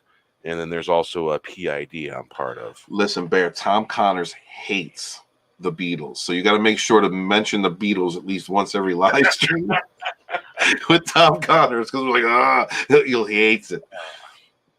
V-Star says, I got a story about Motley Crue. They're asshats. Can't tell the story. Just know they are pigs in my book. When your book, I want to read your book. Where's your book at? You have a book? Are you an author? Because if you're an author, I'll bring you on my channel for an interview sometime if you want to talk about it. That's dead serious. I want to do that. I want to do more with some writers in the community. Well, I've always had a saying: be careful about meeting your heroes because they could turn out to be asshats. Oh, yeah, well, you might get laid. Ghost is a band. Let's say, Michael Wolf says Big Country is another band in the UK I enjoy. Oh, Steven, UK this one's for you. Oh, don't say Nickelback in front of Stephen Walton. No. Actually, look, I'll be honest with you. I like Nickelback. Straight up. But I was partying. Those were my 20s. So I was partying it up during Nickelback. I'm fine with that. I know. But I'm sorry. I like them. Spinal Tap, drummer didn't get ass. Tech 44. V-Star says, I was a co-producer to one of their concerts, and they were real asshats. Wow. They were pigs? Well, I can't imagine why they were them being pigs. Really? Let's see. Michael Wolf says, Big Country is a band in the UK he enjoys. Ghost is also a band. I've never heard of either one of those, Michael Wolf. I don't know if we're friends on Twitter or Parler. Or what I'm there. I'm on both of those. If you can send me links, because I'll forget. Like I'll go check it out. He's on Facebook with us. Is he? Okay. Yeah. I'll recommend you to him. Bet. All right. I don't get on Facebook all that much, but if you want to message me and give me like your favorite tracks from them, I'll check it out. I'm thinking about starting a music another channel where it's like I react to music. Because I'm watching this one black dude. Chris Knight does that a little bit, I think. Does he? Well, I'm listening to this young black dude. Every now and then he reviews music. God, what's his name? Oh man, I want to remember his name so bad. I'm gonna try and find it so I can share him a shout out. Cool. But he was doing reaction to Beastie Boys. He did react. This is how I got addicted. He did a reaction with Beastie Boys. I decided to watch it, and he was just really digging it. And then I started watching others. Nancy, I'm kind of wondering if maybe our circles have crossed paths somewhere along the line. Anyway, yeah, I'm just thinking about starting a channel. You got any ideas for bands you're gonna line up on that? Well, What's the name of the channel? No, I have no idea. But what I'm thinking is, because I'm seeing a lot of like kids from today looking at older music, like our generation music, like rock music, heavy music, all that stuff, and experiencing it for the first time, and getting honest reactions from people, and something you would just not expect. You know, I mean, you wouldn't expect someone who listens to today's hip hop to listen to, like Slayer, South of Heaven, and be like, and think it was good. But some of the reactions that these kids are giving out are like, they really like it. They're really looking at the music for what it is. And so my son's doing that with me right now with his music that he's growing up with. So I'm thinking, old man reacts to, what my kid's listening to. Started off from there. And then usually the way the chats roll with those channels is the chats will start shouting out, listen to this, listen to this, listen to this. So I'll just, it's kind of, it helps itself grow, that kind of thing. Because you just keep getting ideas. Have you ever heard of a radio station called 93.1 WXRT? It's a Chicago radio station. Mm-hmm. I don't know if you got one of those radio apps. You can find them on there. They have some of the most newest rock bands that are coming out in the industry. They feature those bands as much as possible, and from the 90s until now, they have put some really good rock and roll out on the airwaves, and gave them their opportunities and their openings. Nice. Good stuff. A lot of independent music, stuff like that. A lot of the indie scene that was coming out of Seattle. You know that Olympia, Washington's like the little sister of independent music scene as well.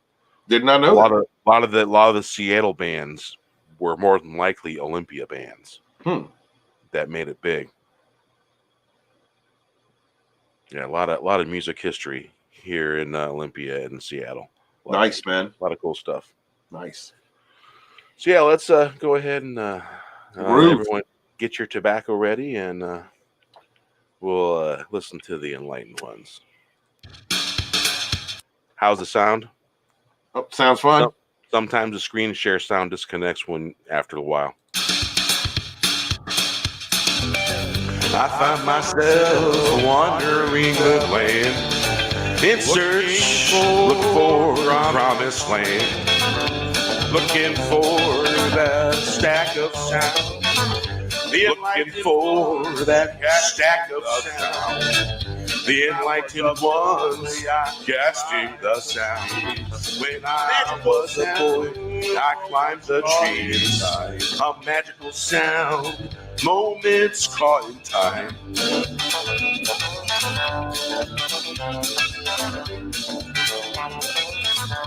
Travel in a land of mystery, walking in the footsteps of history, walking in the land of the ancient ones. The ancient ones of magical moments. Step back, walk the land. It's the journey that matters.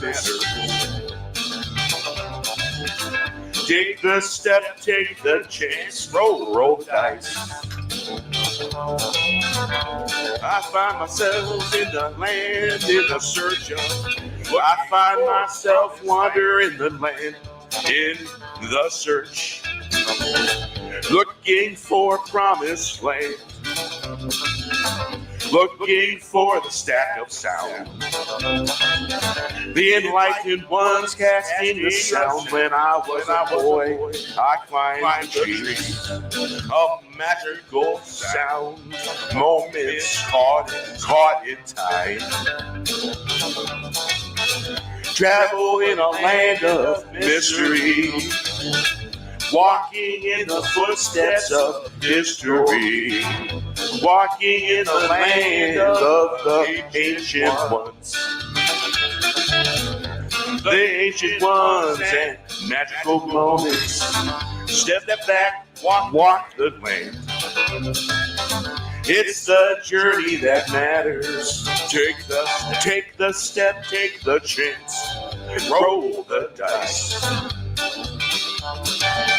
I find myself wandering the land in search, looking for promise. That was 710 Hate Ashbury, by the way. Looking for the stack of sound. The enlightened. Hey, Runner, how you doing? When I was a boy, I climbed the trees of magical sound, moments caught in time. What's up, Bear? Runner? What's up, Runner? Look at me. So fucked up. What's up, Runner? Yeah. What's really interesting about the inspiration behind that song is a few guys that I like musically. Robert Hunter, because you've seen the three gentlemen there kind of in the clouds almost, like, you know. Mm-hmm. And you got Robert Hunter, you got Jerry Garcia, you got John Kahn, and David what? I always forget his last name. It's all right, David. And him and David formed a little thing called Olden in the Way.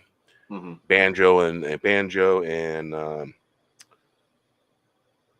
what's the other? Mandolin music. Beautiful music, man. Yeah, good stuff.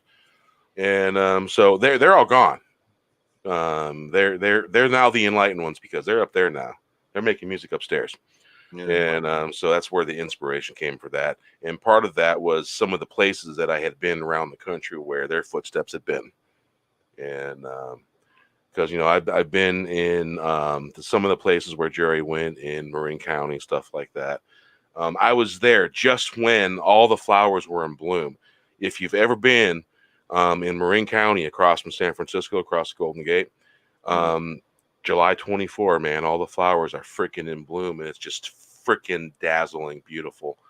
Smells wonderful. A nightmare for people that have allergies, but it was beautiful nonetheless. I suffered through it. But I crossed the Golden Gate Bridge. I stood on the spot across the bay where my dad stood and took a picture years ago, back in, I want to say, probably 71 maybe. Mm-hmm. And of course, at the time, I didn't have a camera. So back those days, didn't really have a camera. That was 98, you know. And so a lot of those experiences ended up in this song. Nice. That's beautiful, Bear. Yeah. Oh. You know the old rule: give a little, take a little. Absolutely, brother. Yeah. So Runner says, just watched Wonder Woman 84, and I thought it was pretty bad. Really? Everybody? Almost everybody's saying. Well, I've seen a few people praising it, but. Well, I'm not exactly, Runner, I'm not exactly praising it, but I'm not exactly saying it was bad. I'm just saying there were some parts I liked, and there were some parts I didn't like, and I thought it was slow on the uptake. And I've also said that it's more of a romance than a superhero movie. And some may interpret me saying that it's a chick flick or something like that. Not necessarily, because there could be some romance going. I'm a sucker for a good romantic story. I'll admit that. But you know, there was some action moments I liked and all that. And what was the moment you liked, Steve? I actually didn't get a chance to see it, but I would like to concur with Bear that there's nothing wrong with a good long romantic moment or movie in itself if there is a lot of nudity. Yes. Well, for me. For me, boobage is okay. I'm okay with that. As long as it doesn't sacrifice the actual story and the pacing. Right. Yeah. Then it just becomes a porno. Yeah, pretty much. Yeah. But look, hey, I like Titanic, right? That's something I could never admit as a younger man, but I can tell you now, I like Titanic. And one of the things that keeps me is that booty scene. That kept me ready to come back for more. Along with great characters, I thought there was a really good story. You do realize that see, my dad was born in 39, and my dad, when I was a teenager, old adult, was explaining to me the way things worked and how things are and how they've changed so much. And my dad always told me that all advertising is aimed, the majority of it is aimed at sex appeal. All of it is sex appeal. And the number one target of that sex appeal in most cases, my dad told me, was generally men. But you see, that has changed. The whole thing has been flipped on its head, and everything has changed. Everything is completely different. And that's not necessarily a bad thing either. Mm-hmm. It's just different. And my dad's been gone since 2010, and I kind of wonder sometimes what he would think about everything that's going on. Nah, well, then you should be happy that he went to the holy place before. Before 2010s. Yeah, because I'm sure he'd be cussing at the TV quite a bit. He cussed the TV back then. If I passed away like now, I'd be upset forever. Ixnay. Yeah, Ixnay. Ixnay. I don't know. God, just what the hell have we been through? I mean, with I don't want to get into it, but just with entertainment in general over the last 8 years, and how, just maybe I see it a little bit more because I've done research on it, but it's just that it just seems like this long drawn out battle for nothing, over nothing, really. Just people wanting to change our culture. Why? Let it be what it is. All right, dudes are wearing dresses in the 70s. Like what? Yeah. You ain't breaking no glass ceilings. You're not. All you're doing is aggravating people. That's another thing that Dad said. Nothing new under the sun. It's all been done. New. Right. Oh, nothing new under the sun. It's all been done. Remind me to write that down. Yeah, write that shit down, because that's the truth. Like none of this is new. I was just talking about this with a friend of mine about the non-binary issue, the thing, and I'm like, that's always been a thing. It's androgynous. That's why do they need a new name for it? Why does it need to be something different now? And then she was telling me that her daughter's friend has been spouting this off for like 6 years. I didn't know about the non-binary was a thing until last year. Which means this is something that's been getting fed to, and and making it look. My point is, it's always been hearing about it. The point is, like, it's always been a thing. There's always that androgynous kid. Not always, but like if you see an androgynous kid, it's an androgynous kid, right? Or a person. It was nothing I ever made fun of. Maybe it's different in other places, but it's nothing I ever really went after and made fun of. You know what I mean? Like it was Pat on Saturday Night Live. That was funny. Is it a girl or a boy? It's androgynous. That was funny. But that's about the most we've ever heard about that. Now it's like, Ellen Page, all of a sudden she's a dude, or is she binary, or she's something. I don't know. No, she's trans. That's now she's trans. But anyway. And you know what? If that's what that person wants to do, if it makes them happy, go for it. It don't hurt nobody. Who are we to argue with them about something they want to do? You know what I'm saying? The same is true for one of my favorite punk bands, Against Me. Tom Gable became Sarah Jane. Mm-hmm. And you know what? Between Tom Gable and Sarah Jane, they still shred guitar, and they still rock out, and they still sing the hell out of some good music. So dig that. Yeah, dig that. So if that's what that person wants to do, so fucking what? They play really good music. They rock out. But okay, then this is the thing, right? I know exactly what you're saying because I've known trans people in my life too, and it's not that they exist; they've always existed, right? He, she's, whatever, they've always existed. Right. It's the way that they're being used in the media. Like, I don't believe a damn thing Ellen Page is saying, Elliot Page, whatever. Y'all don't care. You live your life, but I don't believe you. And I think that you are trying to take air away from people who don't really need the kind of social pressure y'all are putting on these people. They don't need this. They're trying to get through life. I'm sure there's a couple of them out there that want to be drama queens, but then again, you always have that in any group. Right. But like the majority of, I'm sure they don't want this fucking heat, and they're getting heat unnecessarily, right? Look, the majority of the world is heterosexual. It is what it is. It just is what it is. Let it be what it is. There's fringe, just because you're fringe doesn't mean you're less than the whole. And that's the way I look at it. I would hope other people or more people would look at it that way. It's just but I'm not going to change. The majority shouldn't have to change our speech and our beliefs because of a fringe. That be respectful, give the same rights to, absolutely, but you're not I'm not bending. I'm not accept. I told my friend, because she's been involved in gay rights and she's part of the acronym, and I'm fine with that. But I told her last night, I said, look, I stop at the acronym. That's it. L, like lesbian, gay, bisexual, and transgender. I said, and first off, those are different things. In my opinion, those are different things. First off, the lesbian and gay, you don't need to separate that shit. People just be gay, and that's fine. Be gay. Bisexual is just a fun chick on a Saturday night. I ain't got no problem with that. And transgender people, they're different, because even though you're transgender, you might not be technically gay. Like, that's a different thing.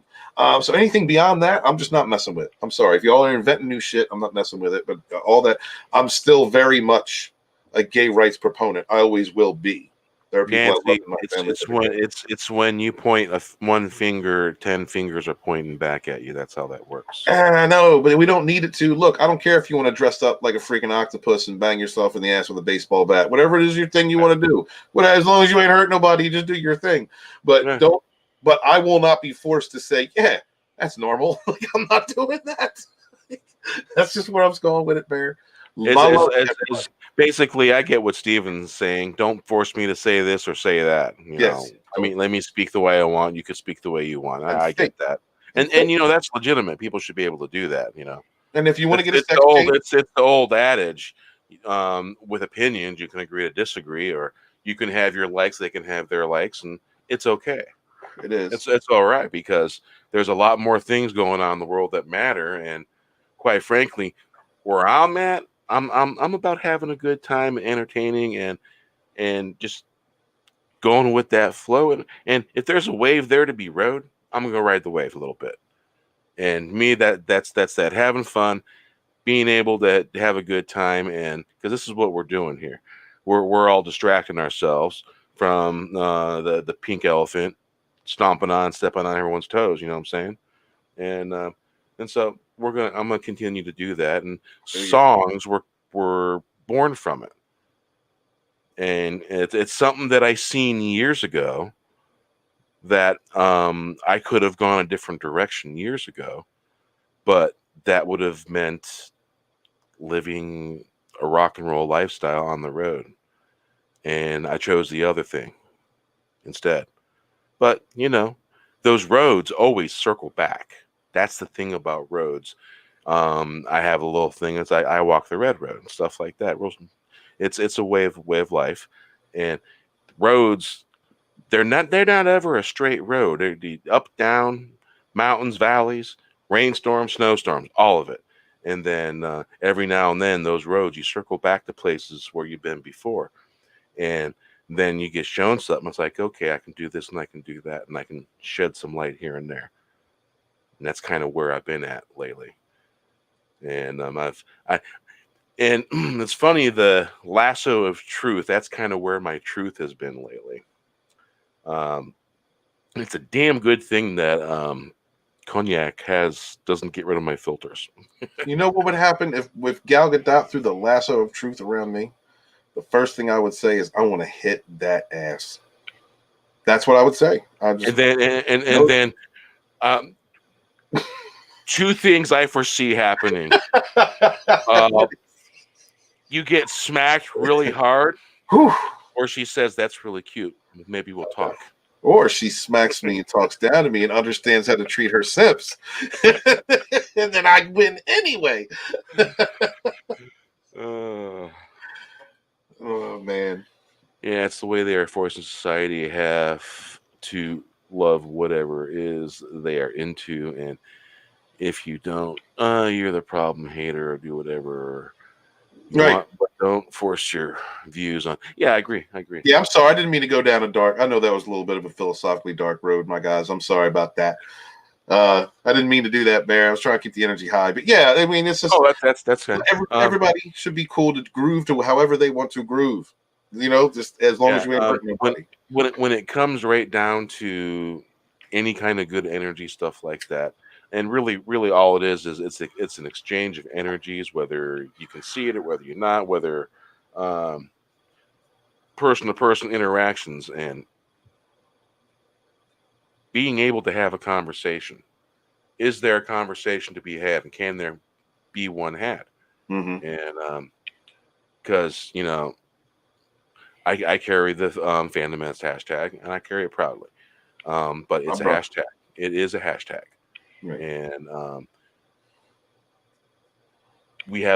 there's a loose interpretation of what that means, and they're right about that. But you know what? I'll ride to anybody. Just because I have the hashtag doesn't mean that I won't ride with other folks that aren't Fandom Menace. Right. I have my friend PJ, Orville Nation. He's not Fandom Menace. Nope.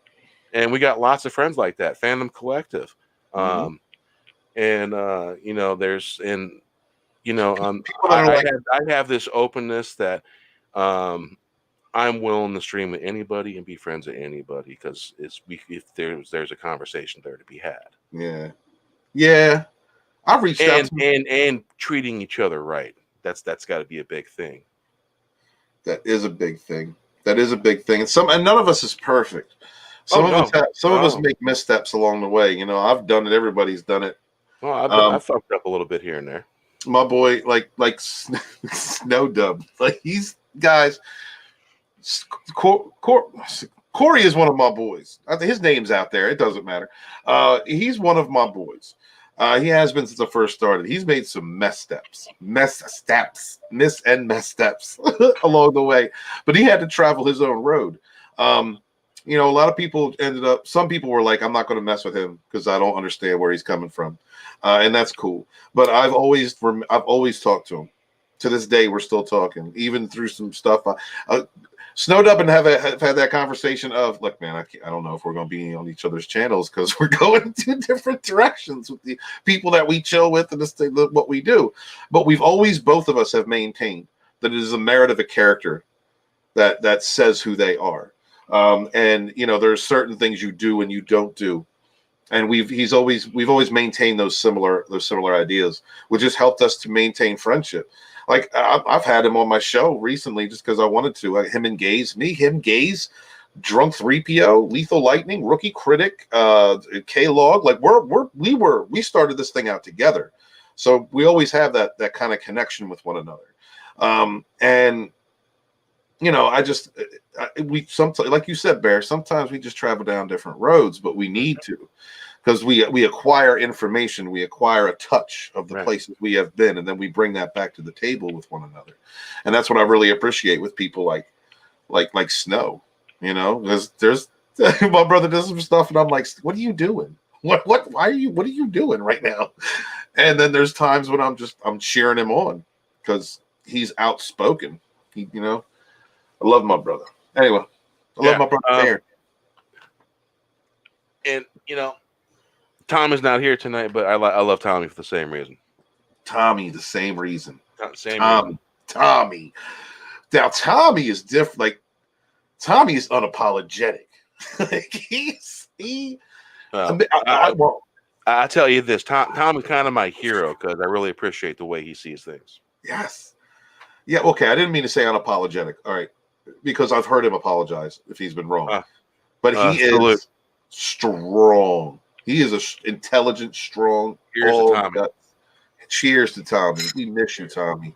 God bless for everything Tommy's had to go through with taking care of his dad's estate, having to go through all of the memories he's had to go through from both his parents, had to make sure that his brother was moved down to Florida. He had to get control of that, and it was a struggle for him to get that because his brother's infirm.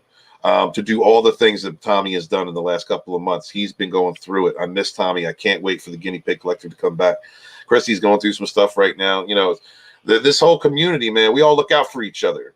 There's a lot of strong people that have had to go through a lot of bad things. People in the chat, all of us. I mean, all of us. I don't mean just people on the panels. I mean everybody in the chats, all of our friends. You know, we've all been going through stuff because we made it. We survived 2020, guys. It's hard on. Hail Tommy. Hail Tommy. Where the hell is Final? Is he with his hot Asian wife? That's what it is. That's it. Didn't he already watch Wonder Woman? Because I know it's 2.5 hours long. Yes, he already watched Wonder Woman, but he had to have that hot Asian wife time. And so that's why I'm wondering, is he like, no, I can't do it, fellas. She's hot and Asian, you know? Because there's times when showtime isn't sometimes until like 10. And if you guys want to know why, sometimes I don't start, because I start when the whole panel's here. That's the way I've always been. That's kind of why the Ghost Bear time exists. And honestly, sometimes once fellas get in here, we get to talking and distractions, of course. Now he's being real, because at least when I come around, I know I ain't been able to come around lately. The distraction in the conversation is normally the end game. And I like to have the majority of us on the panel here, and the camaraderie. It begins in the green room. And then when you go live, it becomes something. It blooms. It becomes something cool. Like, we're really friends. I'm so happy with all the people, the friendships I've made over the last year and a half. Bear, you're one of the first. You know, just as far as YouTube, as far as the YouTubers, it gets to a point where we're just want to talk. Good night, man. We just want to talk. But you know what's also cool? Keck, thank you and good night. What is also cool is having people like you, bro. You guys are like, it's like having other friends in the room. It's more than that. It's become a community, and something I didn't expect, because I never really expected to get into YouTube. But I do appreciate you, man. Thank you for staying and hanging out, and thank you to everybody in the chat. Sorry that when I'm doing my shows on my channel, I don't get to you more. But that's a part of growing, especially when you control doing big shows. I'm gonna do some more shows with just myself, so I can talk to you guys more. But I like coming over to Bear's chat, because like Wes Moody's chat, like you really have a chance to talk to people, see what the chat's saying, and have those conversations. So everybody knows on my streams they're gonna get a break from the real world, and they're gonna get the making fun part of what's going on in the world, and we can all laugh at that, and it's fun. It is fun. It's taking the shit they gave us and growing roses, mm-hmm. and taking the lemons they threw at us, and we made lemonade. That's the way I'm looking at it. Man, dig it. Hail to the chat. What's next, Bear? What do you want to do? It's been 2 hours. So I've been streaming for 6 now. My ass is numb. Let's see here. This was not that long ago. So there is a rumor of an animated Catwoman film. Really? Yeah, and it is by J.B. Augustine at Bounding in the Comics. Catwoman. This is an animation. HBO Max. Basically, it's not gonna end. See, I ain't afraid when it comes to the cartoons, man. Any of the DC cartoons, I am not scared. DC has put out so many good cartoon movies. Did you see Superman Red Sun, bro? No, I haven't. I think isn't it free for YouTube Premium? I'm not entirely sure. I am not entirely sure. It's like, why can't they organize that crap good? There are why can't there be a movie section on YouTube? You click it, and all of a sudden there's the movies. Yeah, it's all over the place.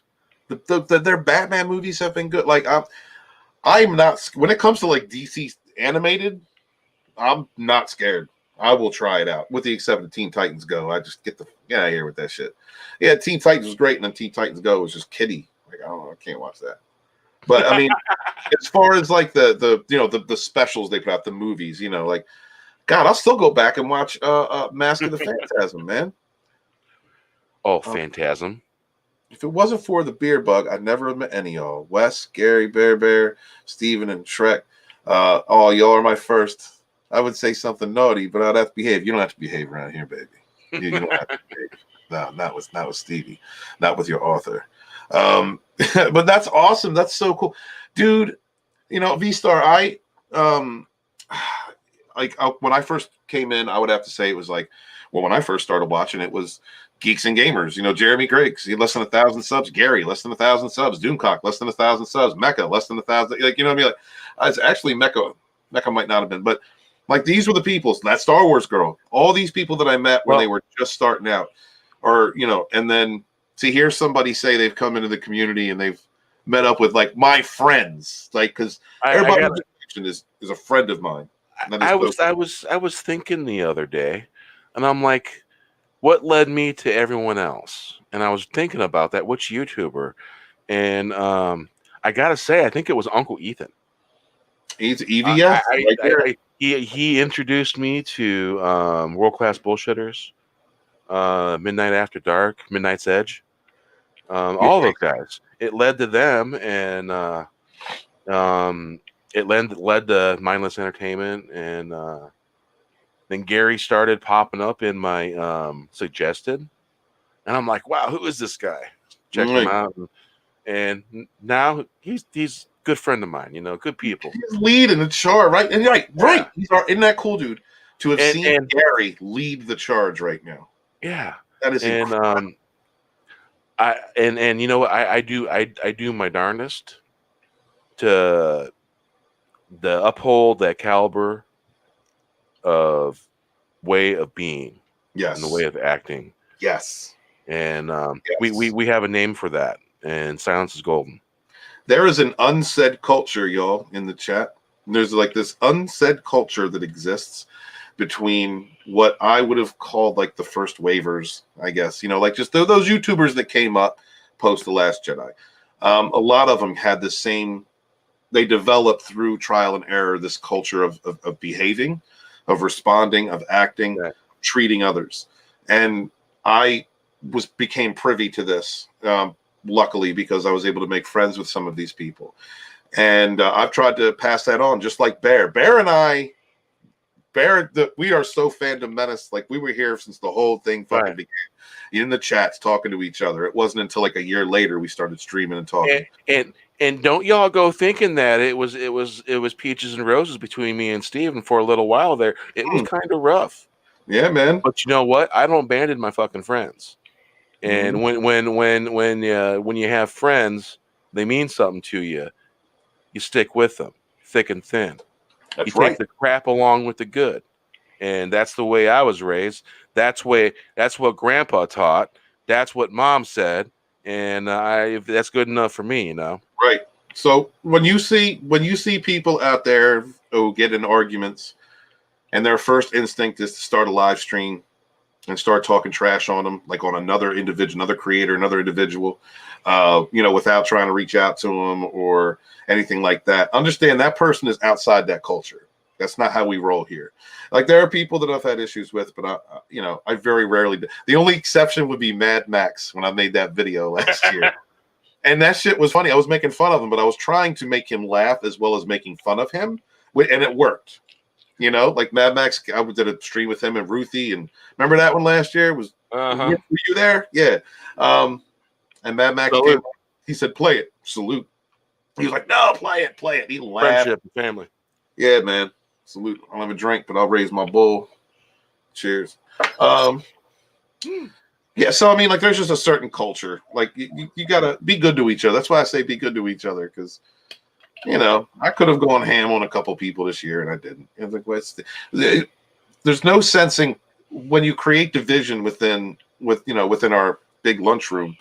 It opens up the availability for other people to attack a weakness or to perceive a weakness and attack it. And a lot of people don't understand that, like, part of being TFM is being able to argue and bullshit, and really give your full on opinion of how you feel about something.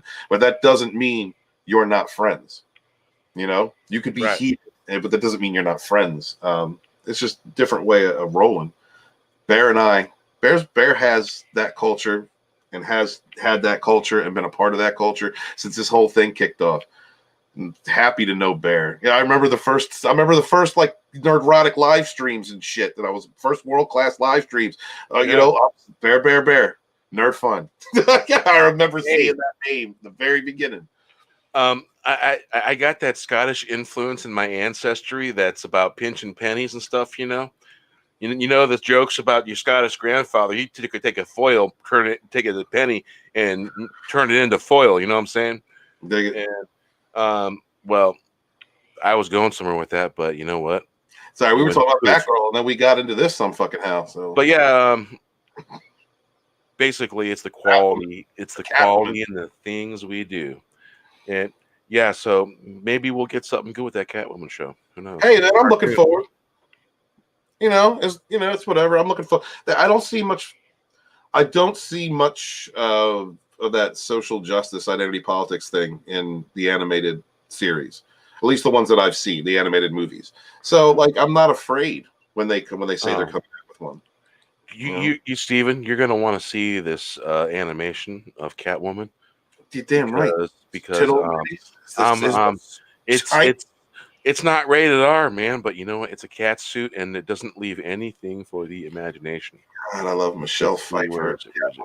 Movie archives, animated. There we go.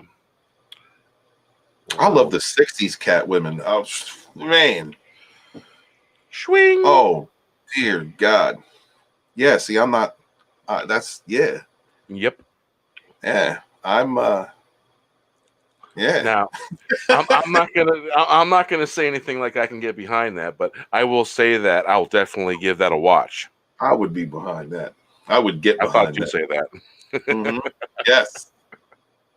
That's what I'm talking about. This is sexy. This is sexy. Why are we getting Mandy, Starfire's fat, ugly daughter? When we can have this? Why are we not getting Nightfire?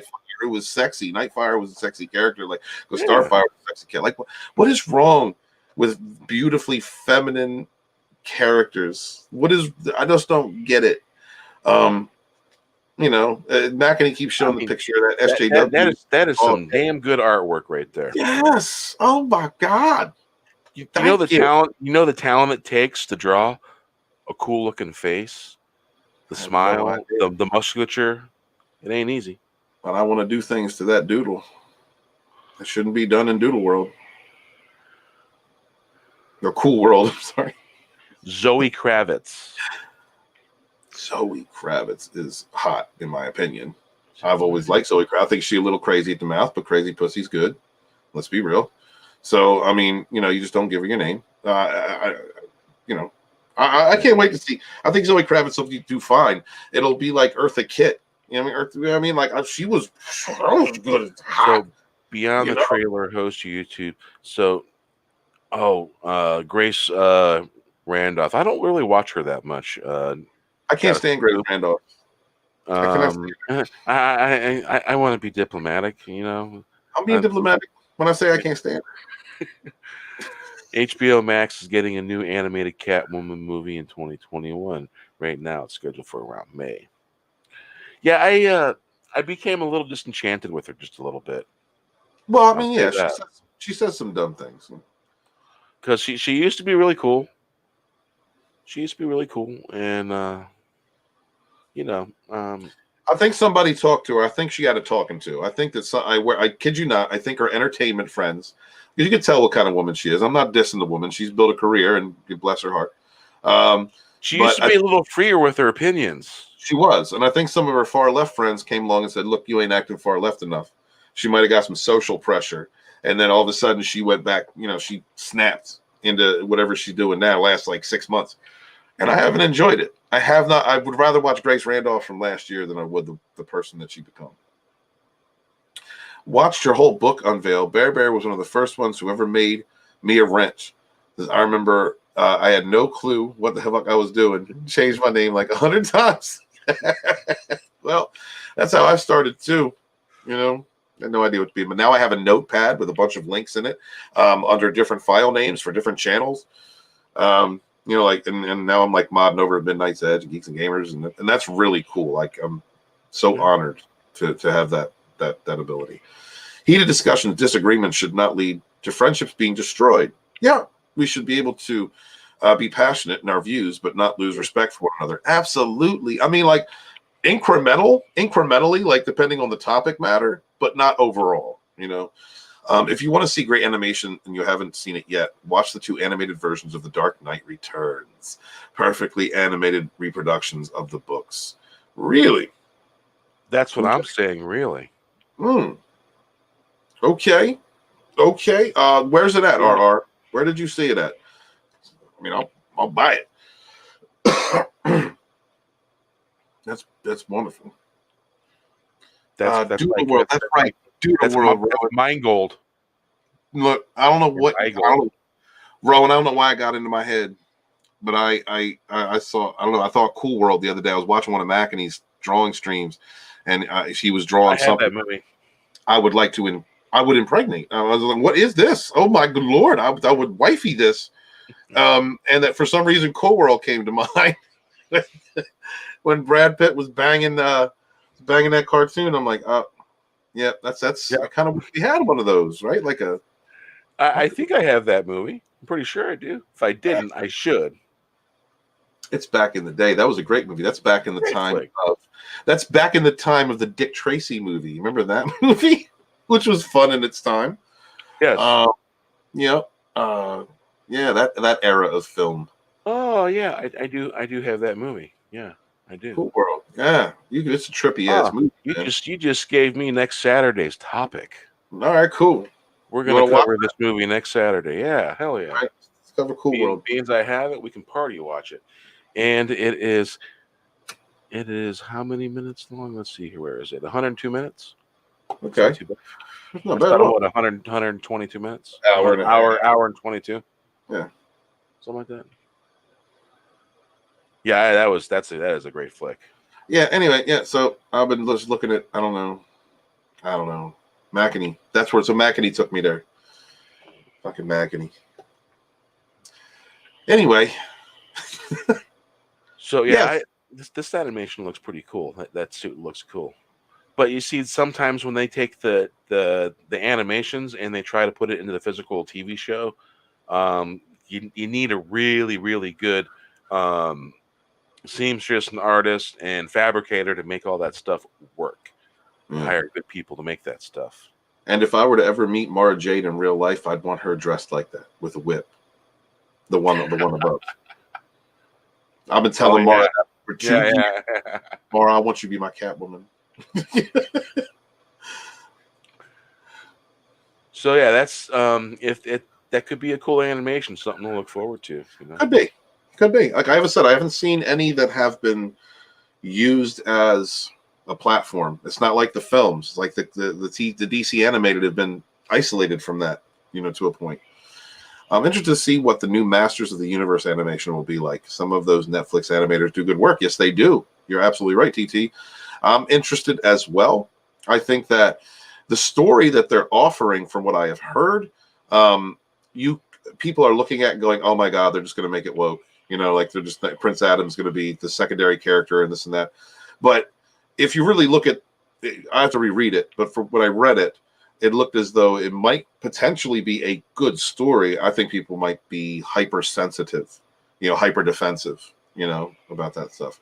But we got to give art a chance. We can't just ridicule it from the get all the time, unless the people making it are coming out and making stupid comments. Like, because I don't really heard a film. The things that a Dark Fate was bad on its own, but remember all the rhetoric before Dark Fate. Oh yeah. And then Charlie's Angels, all the rhetoric before that, which actually was a bad film. That actually was a bad film. I tried watching it because Kristen Stewart's in there, and she's my favorite white trash. Her and Miley Cyrus, they're my favorite white trash of all time. Love those women. Which why I say that, Bear?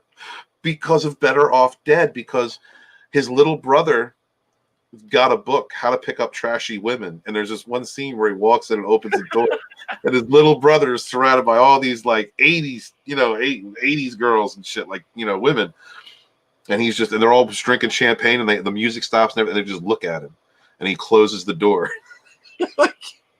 And that ever since then I've always made the joke, I love trashy women.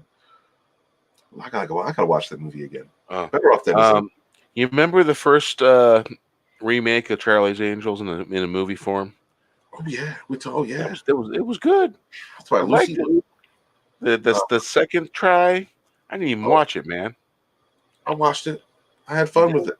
Yeah, I liked it. I like the Charlie's Angels reboots. I like them. I remember growing up, there was daytime TV. Those were reruns. The original Charlie's Angels for me as a kid, and then I mean, there were just three sexy chicks. What else is there? What else is there for me? I had fun. Cameron Diaz, yes. And I had fun with it. The second one wasn't as good as the first one. The first one was actually really good, I thought. The second one was, it was all right. But, I mean, it was still fun. It just was a little stupid here and there. The bad guy, the Nemesis, was the Nemesis in 1 or 2? Which one was that? I think it was the Nemesis in 1. Was really good. For a fun film. But I think they approached Charlie's Angels 1 differently than they did Full Throttle. They approached those movies differently. Speaking of Patty Jenkins, is this? I don't like that headline, man. Well, it would direct Superman, Spider-Man, and Black Widow next. I don't know. Patty Jenkins, though. Didn't she just direct the Wonder Woman movie? Yeah, I haven't seen it, so I can't really give a critique of it. Mm-hmm. And I don't want to make my critique based upon her politics. Yeah. Well, it's not a complete disaster, but Matt McGlowan, one of his articles is basically saying it's a disaster. Oh well, a lot of people are saying that. Yeah. The Rotten Tomatoes removes the fresh certification. Maybe it's but for me, a movie requires a lot of things for me. It hits some of the marks, but not all of them. There was things I liked and things I didn't like, and stuff that, it poked at some things, but wasn't too loose with threads too much. See, I see they got that Spider-Gwen right there on the end, right? Yeah. Honestly, I think that I can't think of her name right now. I think that actress is hot, but Bryce Dallas Howard would be better, in my opinion. She was Gwen in Spider-Man 2? Was it 2 or 3? The real Spider-Man movies. Yeah, before Garfield. Not that I have anything against Garfield. I just don't like those movies. It's not Tobey Maguire. That's Bryce. I am looking, and she's cute. Yeah, she's cute. Oh my! She's a ginger. She is a ginger. Blonde in that film, and she looked good. Reproduction. And from what I've seen her in, pretty good stuff. Some of this I've seen her in. She was in. I'd set up a franchise with her. In Fallen Kingdom, I have that. I've seen it. It wasn't bad. I like her parts. Oh, that did not sound right. That's something I should have said. I've had some cognac. Well, maybe a little more than some.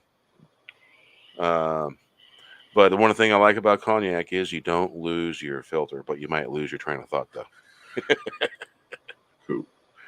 Let's see, the only hit she has directed is the first Wonder Woman, Thor, Dark World. She got taken off. Wonder Woman 84 is not a hit, so she's not proven enough to take on directing A-list superheroes yet. I agree. Now let's see what she's going to be doing Cleopatra. So I would say, let's see how she does an historical piece, and judge from that, because see what kind of chops she got there. Right. Let's see what she can do there. But yeah, I agree. That's the classics. Mm-hmm. because I read early on. I think some of the classics I read, I was at a young age, 14. I was reading about the Greek heroes and the heroes in the Roman Empire, stuff like that. Homer, Odysseus, a lot of the classic stuff. Mm-hmm. Mm-hmm. Take it. Yeah. So let's see here.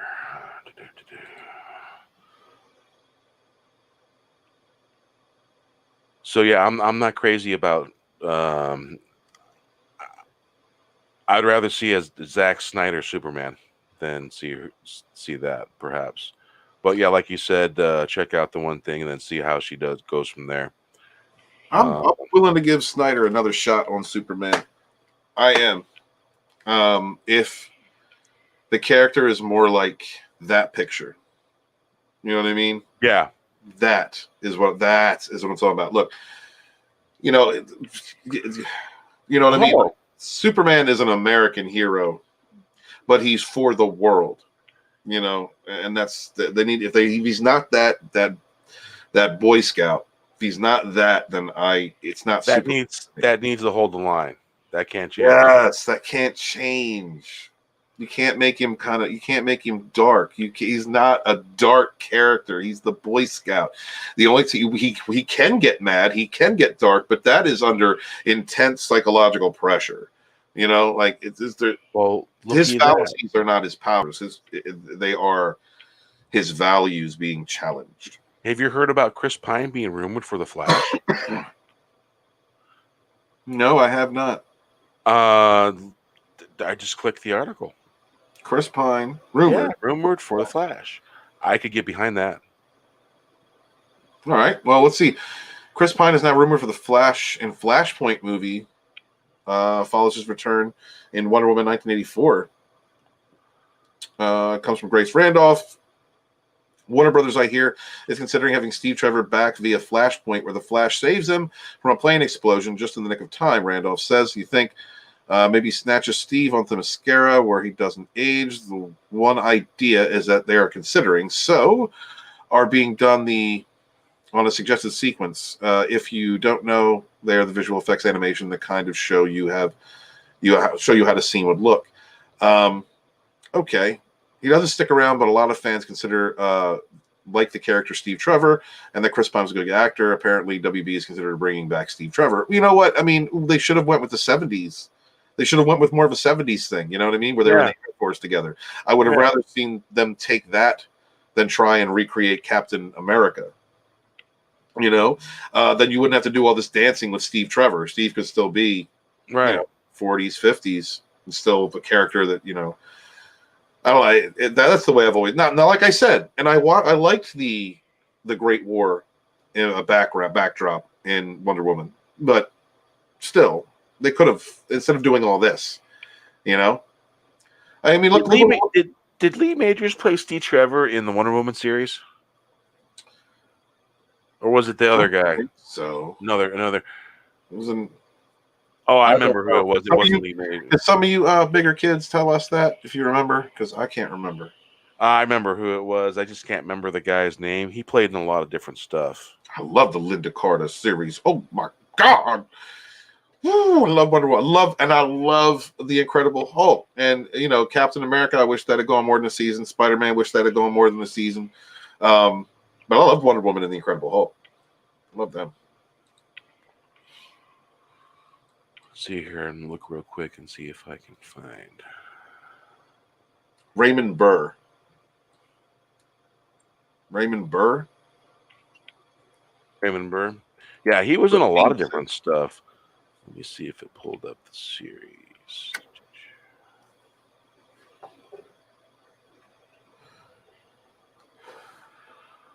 Hey, you remember when they brought back Wonder Woman series in 2011? You talking about the one with, what's girl's name? Because she looked good as Wonder Woman. Mm-hmm. Tid old biddies like it should be. Can't think of her name. Let's see her. They show her picture here. Let's see. Pedro Pascal was in that. Justin Bruning. And Andrian Palaki. She played Wonder Woman. Yeah. I mean, Larry Wagner. RR says he believes it was Larry Wagner. Yeah. Adrian. I guess that's Adrian Palaki. Yeah, she's cute. She played in a lot of things. She plays in what is it? Orville. Okay. It's Second in Command. So her. Yeah. She played Wonder Woman in 2011. I'll be honest. Her look in the Orville is not my type of look. I'm not saying she's ugly. I'm not saying that. The vibe that woman puts off is like she might have been at a clinic at some point. You know, like that's just, I don't know. That's just me. That's just like the impression I get. I'm not saying that's the truth. I'm not saying anything. Trump, please excuse me. I'm not saying anything bad about her, but like that's the kind of feeling I get. I don't know if it's just the way she presents herself or her look. I don't know what it is. It's just, but in Wonder Woman, in that Wonder Woman pilot, she looked right. She looked correct. Like she looked good. Yeah, she did. You know, I have no complaints. It's just the show should have been done a little better. I guess the pilot should have been done a little better. Yeah, but you know what? Even that is still not the Fantastic Four from the 90s. Holy shit. You remember Wonder Woman was originally a movie. I believe a TV movie. It came out in 1974. It was 1 hour and 13 minutes. Let's see here. Kathy Lee Crosby played Wonder Woman. Oh, shit. And she was blonde. Okay. Little fun facts about Wonder Woman. I was trying to find the series. Let's see. Andrew Price played George Calvin. Ly Wagner. There it is. Thank you. Thank you, RR. Wow. You don't groove with that character's vibe.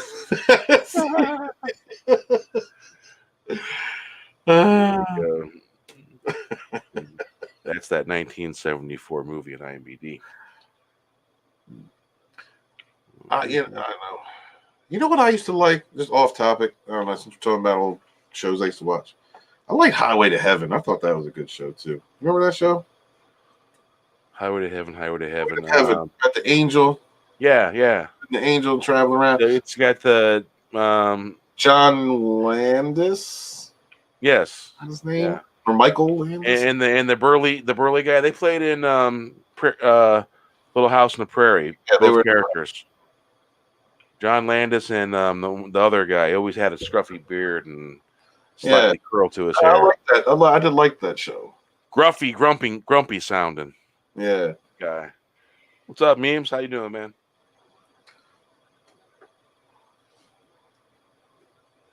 Then again, I used to watch Lassie too. I miss PBS. They used to play those shows. My Favorite Martian.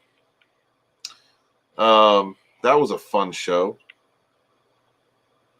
My Favorite Martian with you talking about the original one? Yeah. Great show. I grew up with those TV shows. Yeah, man.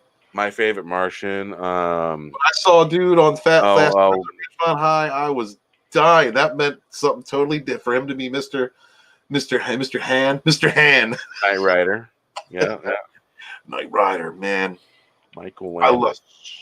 Still love Knight Rider. Airwolf was my jam. God. MASH. I don't know why. My parents watched MASH, and then I got into it for some reason. MASH was a great show, and it really got me into drama because of how like it went from a comedy to like a drama with comedy in it.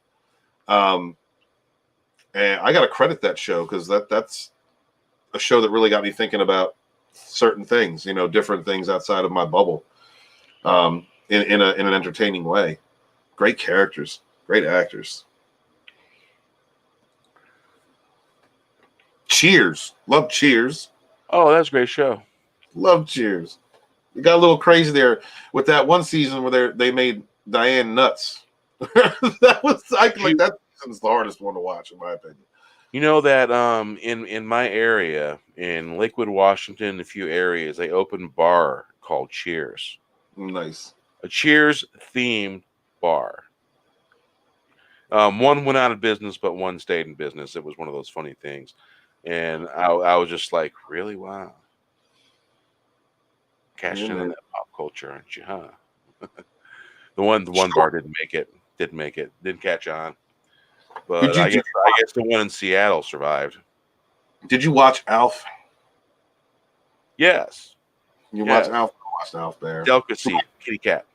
Yes. Well, Short Circuit. Or not Short Circuit. What was that one? Not Short Circuit. What's the one with the android? The daughter was an android. The hell was that called? Oh my god, I can't remember the name of that show. Short Circuit, Johnny Five, and then Short Circuit. It was what the hell was? Oh, come on, guys, help me out. There was a movie called Batteries Not Included. Little tiny. I love Batteries Not Included. That's a cute movie. That was cute. Sanford and Son, yes, are absolutely. Adega, what's up, dude? What's going on, man? Sanford and Son, yeah, I love that show too. Great stuff. Mr. Belvedere. Mr. Belvedere. Oh, what's the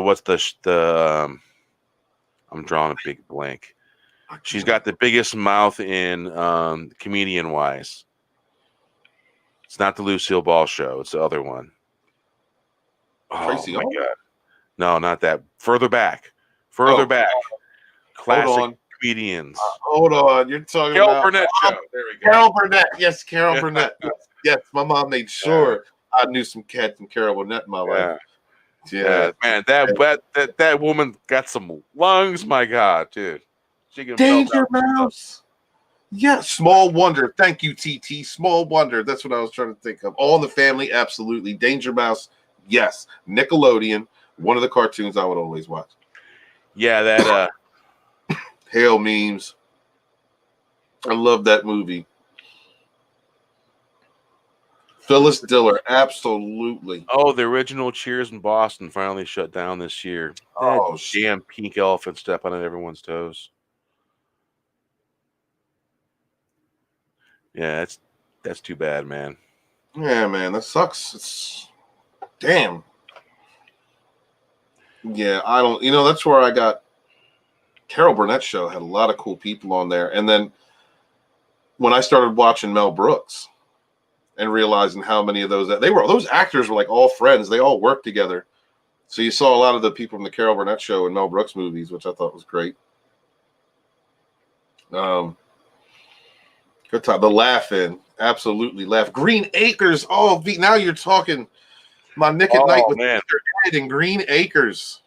Absolutely. Mary Tyler Moore show. Dick Van Dyke. I remember when I was a kid, Green Acres, you used to be able to watch that at about 12 o'clock at night, 1 o'clock at night, 1 o'clock in the morning sometimes. And different channels, different shows. And then you had Channel 7, the late night movie. There was the late movie and then the late movie. Remember that? Mm-hmm. And then the channel went off the air.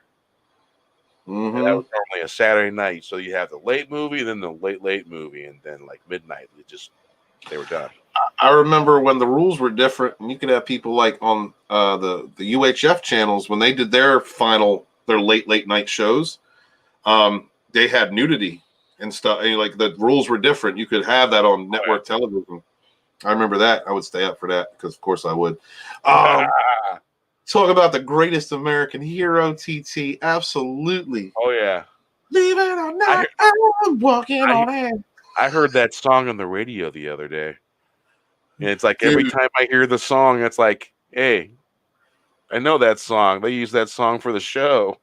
He kept losing the instructions. He kept losing the instructions to the super suit. That was a great show. Yeah, that guy's a great actor. And he was in a couple movies, and a couple movies I really liked. I always remember him from, oh my God, what is that movie about the haunted house? Some bitch. Oh, isn't it called House? House, that's right. It's called House. And the bad guy was Bull from Night Court, and I thought that was so cool because I watched Night Court. Love that show. Yeah, Greatest American Hero was the shit. Three Stooges, dude. Adega, without a doubt, my dad made sure I had some Three Stooges in my life. He brought me up correctly. I loved the Stooges when I was a little kid. I thought they were so cool, or so funny. I introduced my boys to the Three Stooges the other day. They were cracking up. It's funny. Laughing their butts off because on Prime, I get Stooges for free, included with Prime. You can watch the Stooges at any time, and it makes sense, like within the context of what's going on. Right. Those are immortal. Those guys are immortal. Yeah. Great stuff. Great funny stuff. Mm-hmm. Incredible Hulk was one of my personal favorites. I own the set. I will rewatch it. It's one of those shows I rewatch. I love it from beginning to end. I wish that they had been able to make the last movie they wanted to. Like the Death of the Incredible Hulk was not supposed to be the last one, but because Bill Bixby had come down with cancer again, that they expedited that. There was supposed to be another movie that they wanted to do. Bill and Lou had talked about it, where the Incredible Hulk and Banner merge, and you would have Lou Ferrigno, the Hulk, with Banner's mind. So Lou would actually have been able to act, would have been able to speak. You know what I mean? Not just inflect and promote. But he would have been able to do speaking parts. I wish that they had had a chance to do that, but they didn't. That's so sad. R.I.P. Bill Bixby. Love you, man. Thank you so much. Yeah, man. Remember, was it Bosom Buddies? Was it Bosom Buddies? Bosom Buddies. Shit, yes, that was my first. And then there was the Bill Banner TV show, talking about my best friend. Remember that show? Yeah. I remember that show. Bill Bixby. Eddie's father. Yep, that's it. Father. I can never remember the freaking name of that show. I mean, my mom had me watch like Leave It to Beaver. She had me watch the Brady Bunch. You know what I mean? Like there were shows that she wanted to pass on, and like those was like the type of shows that they passed on to me. And I was happy, for that. I was able to watch them at an age where I didn't prejudge it because of quality, or production quality necessarily. It also gave me an appreciation for like the actors back, stage actors, movie actors, television actors back, is back far as the 80s, more in the 60s, 50s, 40s, 70s, is that like they didn't have special effects like we have today. So a lot of it went into the script. A lot of it went into the inflection that they were putting into the character, behind the camera or in front of the camera. The acting quality, man, if you go back, like seriously go back and look at like classical films and how these people are acting, they put a lot into it. The Inspector General. Can I give a shout out to the Inspector General? Oh God, what is his name? He was in Seven Brides for Seven Brothers. God damn, what is that dude's name? He is such a good actor. He's from that era of acting that's just superior to anything we have. There's rarely do you find those in cinema today that can act like that, because everybody's got CGI and everybody's got handlers and everybody, you can correct their mistakes. Editing's gotten the art, the craft in that they learned from theater and stuff like that. That craft that transfers over and is used well in TV show. That art is going away. It is. It's becoming like it's becoming. Go ahead, bro. Oh, no, I was just. There must be a little bit of a delay. Go ahead. Yeah, there is. I just think there's a difference in the quality between the actors we had then. Like no one will ever be able to play Jor-El like he was played in the original Superman. Right. You're never going to be an actor of that quality who puts that much into that part, right? A science fiction part, a fucking comic book character, like Jor-El, and he brought 110% to that character. The father of Superman. there's just a difference in quality. And I'm not saying there still aren't actors today who can achieve that. I believe that there are, and they do. But you just don't see it. Like Jeremy Irons, he's one of my favorites. God, I hope he comes back as Alfred. That's just like, because I think he's a wonderful actor no matter what he's doing. He puts 110% into it. Yes, the original Battlestar Galactica. Yes, absolutely. The Equalizer, great show. The Muppet Show, absolutely. Blackadder, absolutely. God, everybody's got some good thing. Brando, that's what I'm saying. Yes. Brando. Yeah, I know. I couldn't think of his name. Get to hell with me. I've been thinking the whole time. I'm stoned. Yeah, man. I love all that. We just don't get that now. Like the closest we got to it in recent memory would be like Saving Private Ryan. All the actors in that pulled 100. Like even the newer actors, the younger actors pulled 110. And with what they were doing in that film, that was a great film in my opinion. I found something cool. Yeah, what was with Kevin Spacey in that creepy message, Bear? What's going on? I think that's going to be a green room conversation, man. I don't know what green room I was out. Bizarro land, man. I'm telling you, that dude. He's doing something. He's a part of something. I ain't gonna say it. I'm just saying. What is this? There.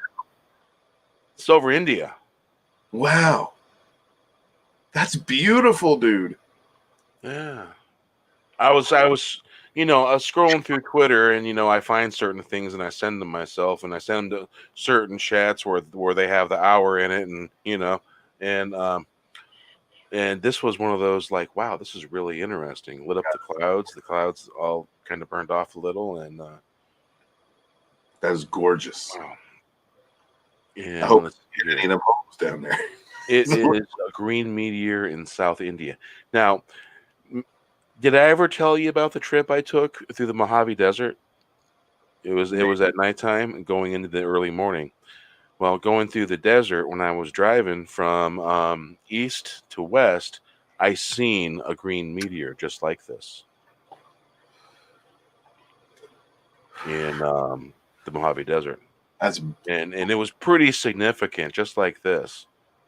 If I would have had a camera, it would have been amazing photo. Just like someone had a camera and caught this one. But yeah, this is South India. I mean, that's gorgeous, dude. I don't think I've ever seen anything that clear before. Like that's incredible. Someone had a damn good photo camera or something, because they don't say what took the photograph. Man, the Milky Way astronomer. You put the chat. I went to Twitter and I put in the chat because you had the chat bar up. I said, if you can see this in the chat, press F, but you took it down already. There it is. Look, that's beautiful. That's great.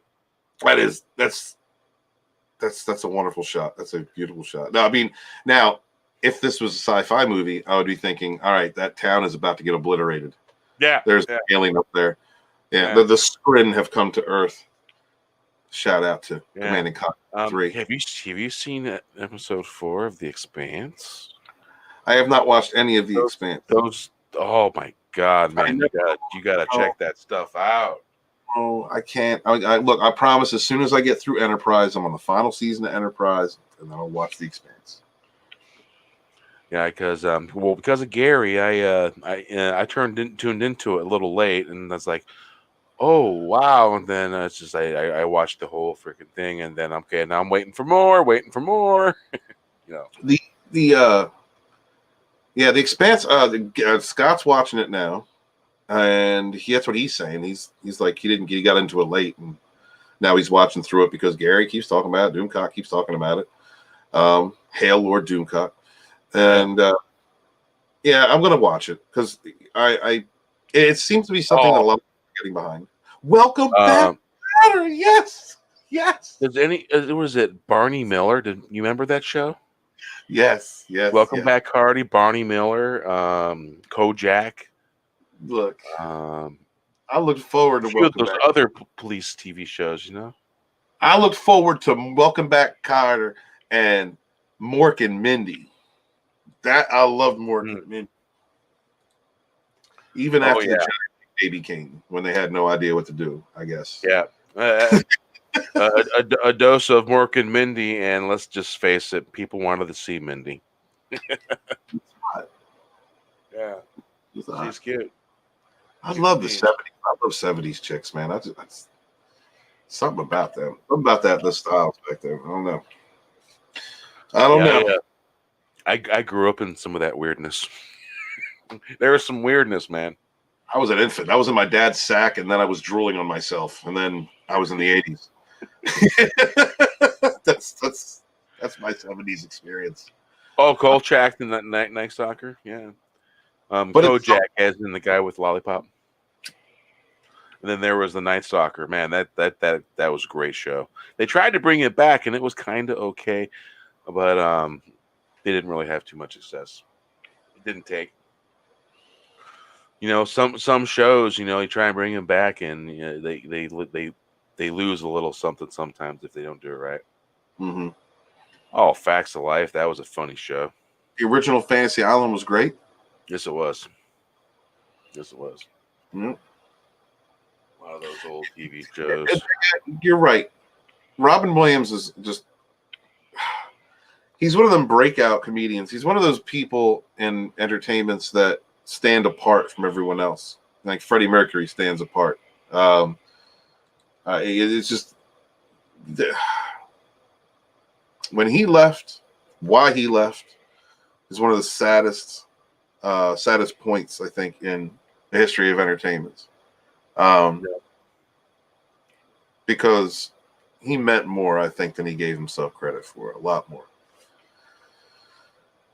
Robin Williams, love that dude. Growing Pains, Back to Life, yes. Who's the boss? Oh my God, I went. Look, this is why Alyssa acting the fool on Twitter. Hey, you remember the movie Robin Williams played in? RV. Remember that movie RV? RV, yeah, I remember that movie. Yeah. It's a little bit underrated, man, but that movie is freaking funny, man. It is a good movie. It's so freaking funny. If I remember correctly, they roll an RV down a hill. Facts of Life. I used to watch that every week. Growing Pains, absolutely. Who didn't watch some Growing Pains? You know? Oh yeah, that was a good show. I mean, come on. Facts of Life. You had that one chick in there that was the grease monkey that was always wrenching on a motorcycle. Coolest character. Yeah. Yes. Yeah. Yes. Great actress too. She was in a few other things. She played in the movie with Back to the Future. What's his name? Michael J. Fox. I didn't watch Rockford Files. Rockford Files was good stuff, but and I didn't watch Magnum PI, but I know what Magnum PI is. It's a good show. Was it? I didn't the remake. They have a remake, and it's not that great. Silver Spoons. Yep, I watched Silver Spoons. Yes, absolutely. Holy shit, that's like a long time ago. Silver Spoons, yeah. Yeah, let's see here. You're making me remember some things. Thank you, chat, going on this journey with us.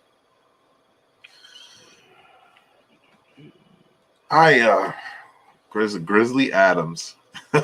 Oh man, Grizzly Adams, Daniel Boone, all those good shows. There was Gunsmoke. There's another gun show. Kung Fu, the first and second time around. Mm-hmm. Yeah, I like that show. Should have been Bruce Lee, though. Should have been Bruce Lee, but wasn't it supposed to be? Yeah, Bruce Lee's the one that pitched that show. That was his idea. And then they were like, and then they took it and they was like, nah, we're gonna have a white dude play it because Hollywood was still racist as fuck back then. Not that they aren't now; they're just a different kind of racist. Yeah. Crazy, elitists. Right? All right, we're gonna have a little musical interlude here. Oh, cool! Because I gotta go to the bathroom and smoke a bowl. All right, headsets on and crank the volume. Reload.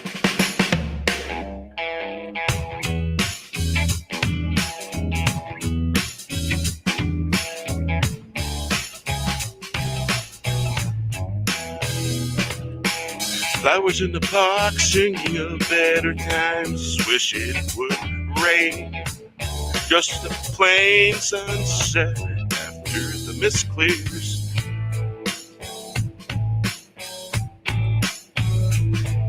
Do you ever wish for blue skies after the mist clears? The rain has stopped.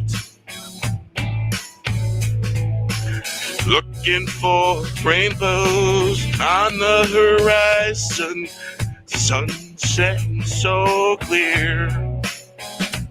Cherry on top of that, flowers in the park. Maybe it will flow in the right direction.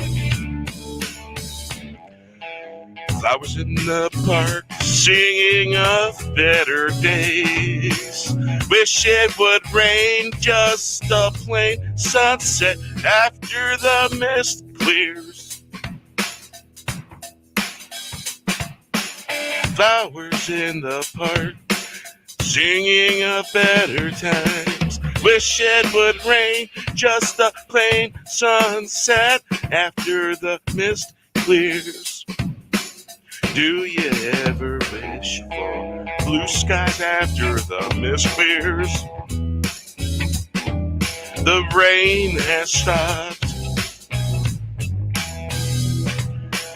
Looking forward for rainbows on the horizon, sun setting so clear, cherry on top of that, flowers in the park.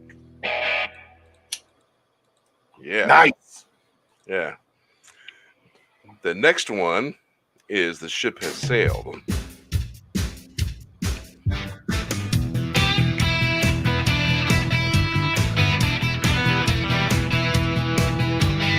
Words from the wise old wizard, friends till the end. True intentions and their flags, you'll know who's true. The ship has sailed. Truth to power, fearful of the shadow, ranchers of delusions. The fuses are blown, why you gotta be a sleuth to find the truth. The ship has sailed.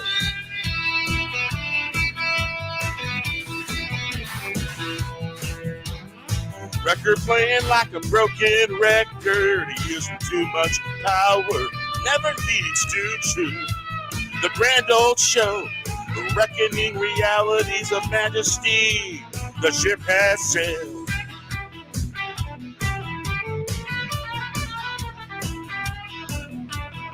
Words from the wise old wizard, friends till the end. True intentions and their flags, you'll know who's true. The ship has sailed. Truth to power, fearful of the shadow, branches of delusions. The fuses are blown, why you gotta be a sleuth to find the truth. The ship has sailed. Records playing like a broken record, using too much power, never leads to truth. The grand old show, reckoning realities of majesty, the ship has sailed.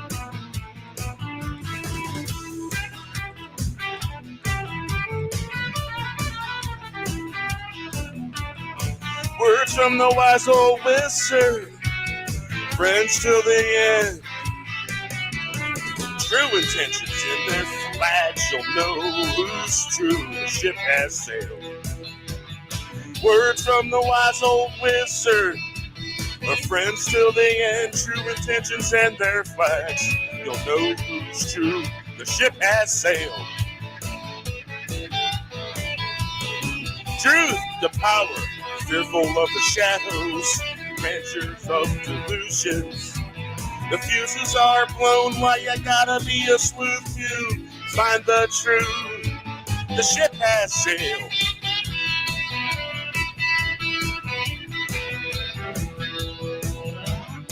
Record playing like a broken record, using too much power never leads to truth. The grand old show, reckoning realities of majesty, the ship has sailed. Words from the wise old wizard, from France till the end. True intentions and their flags, you'll know who's true. The ship has sailed. True, the power, fearful of the shadow, dangers of delusions, the fuses are blown. Why you gotta be a sleuth to find the truth? The ship has sailed. The ship has sailed. Yeah. I like that. Lot going on that song, you know? I like that one, Bear. It points a few things out here and there. Aha. You know, when these things are going, when they're moving to the next one, these buttons down here, they move. Mm-hmm. They make for wonderful blooper moments, and let me tell you. And trust me, they've all seen it. It's got me quite a few times. Damn buttons moving. It's when they load the next one, when those buttons in the bottom move, and then you click the next or the back button, and then it plays the same damn video that you were trying to pause so you could talk. Right. You see this right here, this background right in here. Yeah. That is what you call a particle. Oh, really? Yes. And what it is, it's a movie theater. It's a picture of a movie theater, and its movie screen is showing what's behind it, moving behind it. Mm-hmm. And so what I did is I used a color filter that makes everything look like neon colored glass. Nice. Really nice effect. And then I found I figured out how to take a video, because I got a mount in my van, and I'll make a video of scenery and stuff like that. And then I'll take that video and I'll run it through my Power Director app on my phone, and I'll increase the speed. I'll turn a 7-minute or like a 20-minute video or 10-minute video. I can turn that into probably a 3-minute video or a 2-minute video, because I'll max out the speed, and then it'll look like it's going really fast, and it creates a really awesome slideshow. Nice. And so I just recorded a couple clips in the van when I went out, pointing up at the sky, so it shows some of the cloudscapes illuminated. And there was a moon out, but it was in the wrong direction, so I couldn't get no moonlight. Mm-hmm. But I'm going to pay attention to the moon tomorrow, and I'm going to try and get out there and get me some clips of the moon. Beautiful. TT asked, did you guys ever watch The Monkees? Yes, that was my Nick during the day. Nickelodeon during the day. When I get home from school, I would watch The Monkees, and I would watch Batman, the 60s Batman. Yeah, that was my afternoon. That was those two shows. There's one other, but I can't think of the name of it. I love them. Owned the Monkees album, and knew every damn song. My girlfriend kept telling me she was going to break up with me if I didn't stop quoting the song "I'm a Believer" by the Monkees, and I thought she was just. When I saw her face, look, dude, nice. My dad loved show tunes for some reason. There's some cool show tunes. He knew them all. One of his favorites was the Dukes of Hazzard theme, which is a great song in its entirety. But normally you probably only know like the first verse of it. Yeah. And then I just you know what, who did who covered Daydream Believer? Who was it? In the late 90s, I think it was. Daydream Believer. Was it I was thinking Air Supply. Yeah, I don't know. I'm thinking 80s. I don't know. I forget. It was good enough. 8 is Enough. Yep, definitely watched that. Yep. Word to the wise: don't set the shot glass on the corner of the laptop. Just, you know what I'm saying? Don't do it. Don't do it. Because a little while ago, I experienced it, and quick thinking, I took my hand and I just swiped it off the corner real fast. Mm-hmm. Didn't go in the laptop. Good. Thank God. But yeah, that's a good lesson to learn, because don't put the shot glass on the corner of the laptop. I'm just glad it didn't tip the wrong way into the keyboard. You know what I'm saying? Yeah, brother. Bear, I'm falling out. I don't know how long. I don't know. Salute, brother. I don't know how much longer I can last. One more song and then we're out. All right, sounds good. No, I'm sorry. I'm sorry, chat. I'm sorry. I've been streaming since James. You realize we're at 3 hours. Yeah, I know. I don't care. I know what it's do. When I come here, I come to hang. Let's see. Jane was on Jane's show. We moved Roger Entertainment over to Jane's channel because to get her monetized, and then I thought she did so well, so I just left it there because she structures her show really good, and she needed to work on that. And so we do that on her channel now, and then we do Scotty's. You know, you were there earlier, which was great. No, you were there for Rogue Entertainment, and then we did Scotty's. Wow, I got some really cool birthday cake pictures. Did you? The candles were doing weird stuff with the f-stop or something. My wife took them. Yeah. I don't know why a birthday cake has always reminded me of Vag for some reason. I don't know why. I don't know how those two things got put together, but someone said you want some birthday cake, and I just think, yeah, baby, let's do it. I don't know how I missed your freaking text. I'm like, I got 7 texts. Oh, it's like I had 7 texts from the wife, and I'm like, you mixed in there. I have my phone on silent, and a lot of times my phone will light up only for text messages, and that's when I notice it. Of course, you know. Well, like you put everything in PST, which is right because it's you're at that time stamp. Like I think of everything in EST. So even though I know it's like a 3-hour difference, whenever you say you're going live at this time, I'm always afraid I'm miscalculating it for some damn reason. So I just texted you. So basically, let's say we go live at 9 o'clock Pacific. 9, 10, 11, 12. It's going to be 12. Yeah, I know. But I'm always scared for some reason. I'm always afraid. But then again, it's like, it's bear time. Hey, just think how it is for people that are dyslexic when they think about numbers. I don't want to. It's easier for me to calculate Eastern time than it is to calculate Central because it's 2. It's trying here out to there. It just gets me, man. And Mikkel called me soft. What? Oh. As you can tell, our chat, they are tough, as tough as they come. 80s kids, 70s kids, and as Wes says, the best chat in the community. Kids don't play. They're going to tell you because we have a hybrid of subs that are subbed to Wes's channel and my channel. I love that. What Wes had let me know that he was a little hungover, and of course I suggested have one shot and the hangover will go away. See, but one shot leads to the next shot. That's right. I love how that the late night crew. You guys that are over on the West Coast. And you just chill with one another. The Final and Wes. I try and stay up late enough to hang out with you guys because I love doing it.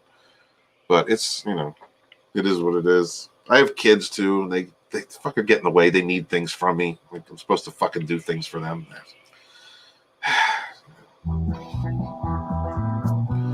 Funny how it does that. What did it do? Are we gonna do our outros now or after the songs?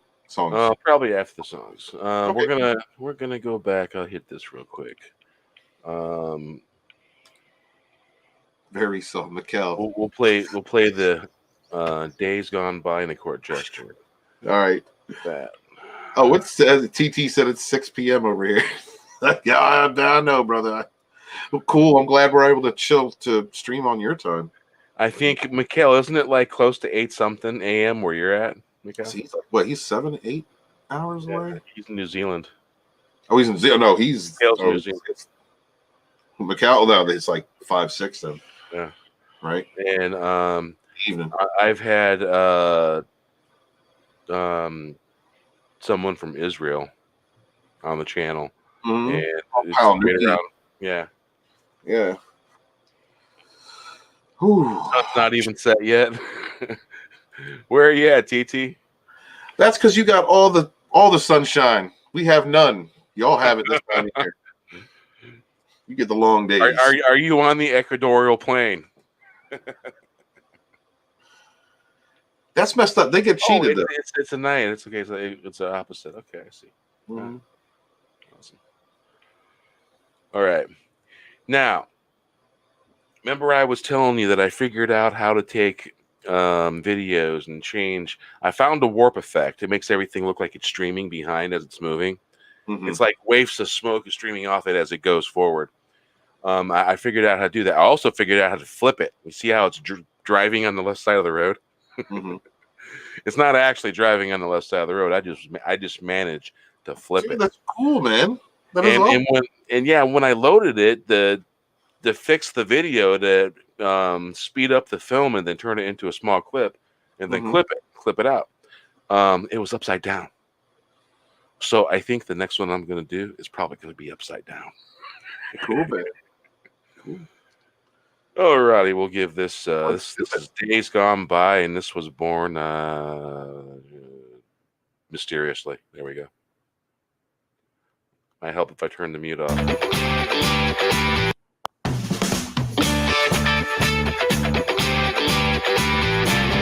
Remember walking in the summertime, simple times in sea.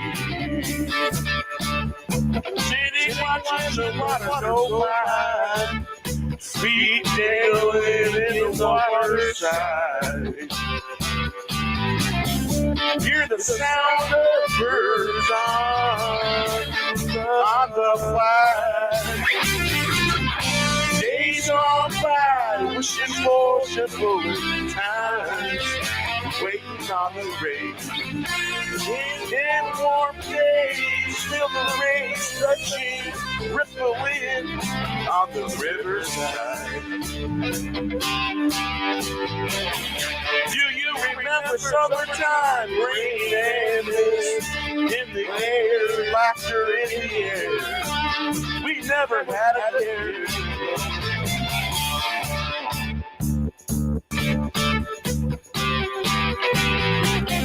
We dared, we rebelled, we never had a care. Summertime, rain and mist in the air, laughter in the air.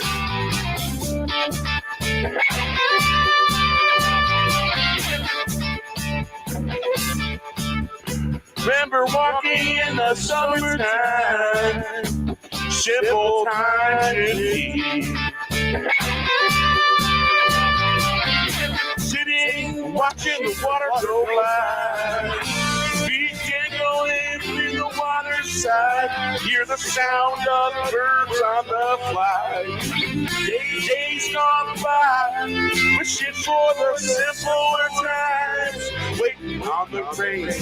In warm days, feel the rain touching, rippling on the riverside.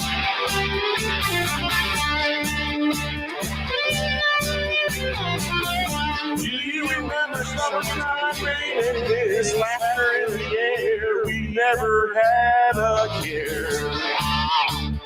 We dared, we rebelled, we never had a care. Summertime rain and this laughter in the air. Remember walking in the summertime, simpler times indeed. Sitting watching the water go by, feet dangling in the water side. Hear the sound of the birds on the fly. Days on by, wishing for simpler times, waiting on the rain in the warm days. Feel the rain touching, rippling on the riverside. Remember summertime rain and mist, laughter in the air, we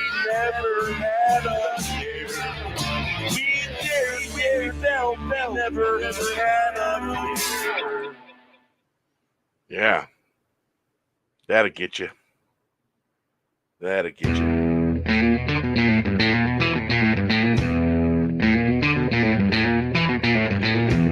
I'm a court jester just looking for a laugh. Maybe laughing at you. Just wanna be free in thought. Nothing works the way it's supposed to. But it all turns out right in the end. I'm here till the end, and I won't shut up. Put up, rock it out. Sometimes you walk through the darkness before you see the light. I'm just a court jester, fire from the North Star. A day late and a dollar short.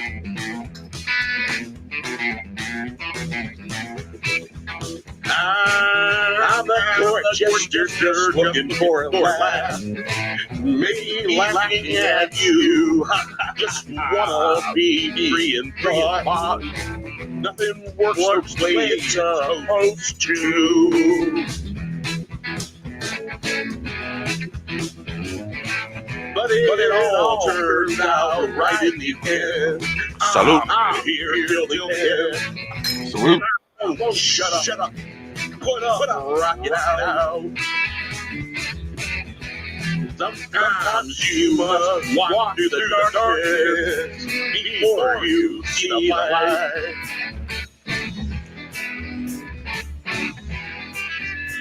I'm just a court jester, fire from the North Star, a day late and a dollar short.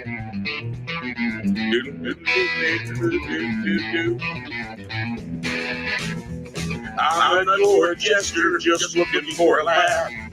Maybe laughing at you, just wanna be a free in thought. Nothing works the way it's supposed to. But it turns out right in the end.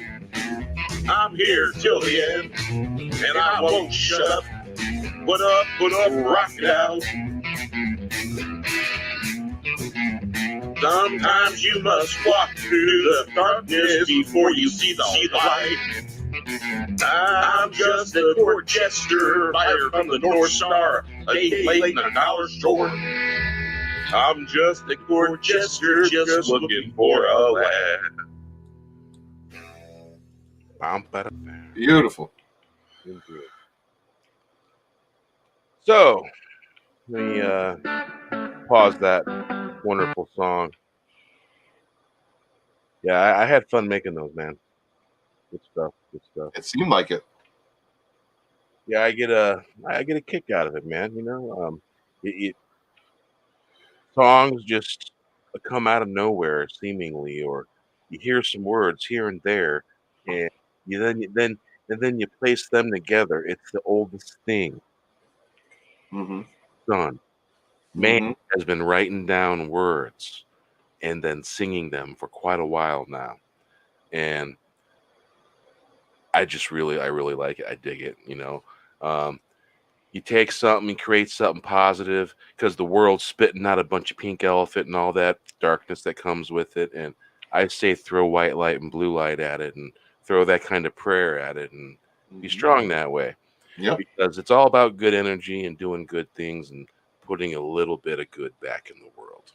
Yes, sir. And that's where I've been lately. Other than slightly almost inebriated by cognac, that does not make you lose your filter. Badass. I'm freaking blown away by this because I got a pretty good cognac buzz going on right now, and it's not like any kind of alcohol I've ever drank. I just used to sip the stuff and not really get inebriated on it, but I would definitely not drive right now. That's for sure. Do not. Real quick, I want to say hi to say thank you to TT. Says thanks for coming to the show. Stay safe. Thank you so much. RR, thank you. Mikkel, everybody that's been here tonight. Thank you guys so much for hanging out and taking this ride with us. We appreciate you. Please make sure you're still subscribed to your favorite YouTubers. Indeed. And if you could, for your favorite one or two that you watch every day, if you could share out links to their videos or just talk about them. We don't have an industry to support us. We only have each other. I love this chat. Best chat on YouTube. Thank you so much. Be good to each other. Peace. And remember, somewhere might be going through something. You never know. Mm-hmm. Because we all do. We all do. So with that, thank you, chat. You're awesome. Thank you, TT, for hanging out. Thank you, Mikhail. Thank you, RR. Tina, thanks for hanging out. Thanks for coming, having fun with us. It goes on and on, a Dega Outlaw. Because I can't scroll my chat up any further. Thanks for everyone stopping up. The best chat in the community by far. Absolutely. And you don't mind, Steven, we'll just go ahead and play this next song, and we'll rock it out that way. How about that? Sounds good. Yeah, man. Let's do it bear style.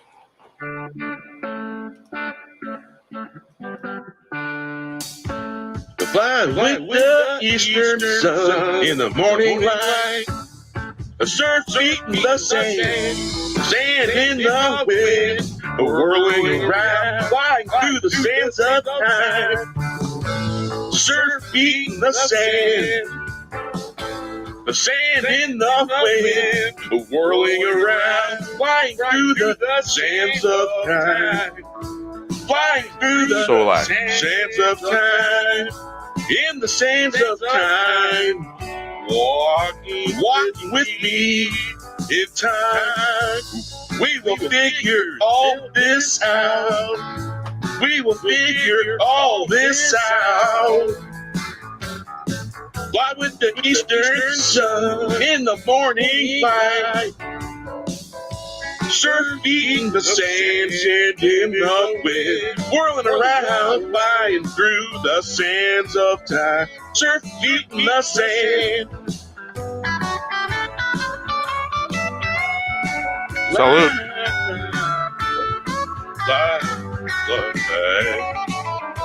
Playing with the eastern sun in the morning light. Surf beating the sand in the wind. Good stuff. Whirling around, flying through the sands of time. Surf beating the sand.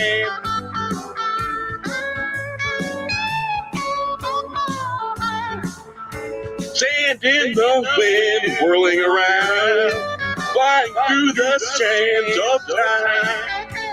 In the sands of time, walking with me. In time, we will figure this out. Fly with the eastern sun in the morning light. Surf beating the sand in the wind, whirling around through the sands of time. Surf beating the sand. We'll fly with the eastern sun in the morning light. Surf beating the sand in the wind. Yep. Good stuff. And yes, the song here is special. Very special. Dark winter, no more calling on the gods of old. Powerful too. Stand in the white light, all in the night. You ready to ride? I hear the sound.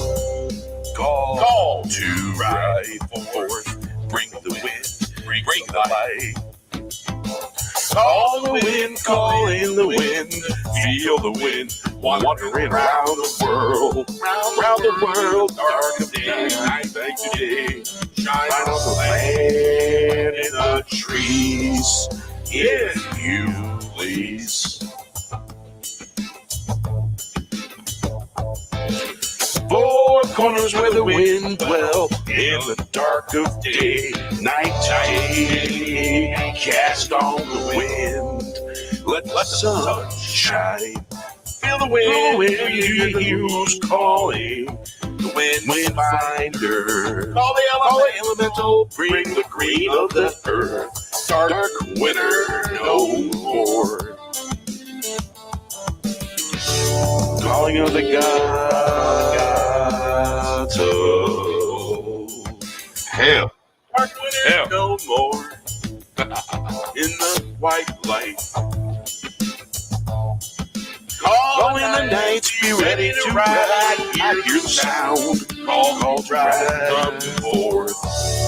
Bring the wind, bring the light. Hell. Hell, brother. Call the wind, call in the wind. Feel the wind wandering around the world. Dark of day, night to day. Shine on the wind, wind in the trees, if you please. Four corners where the wind dwells, dark of day.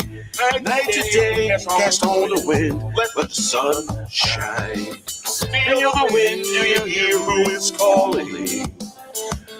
The wind finder, call the elemental, bring the green earth.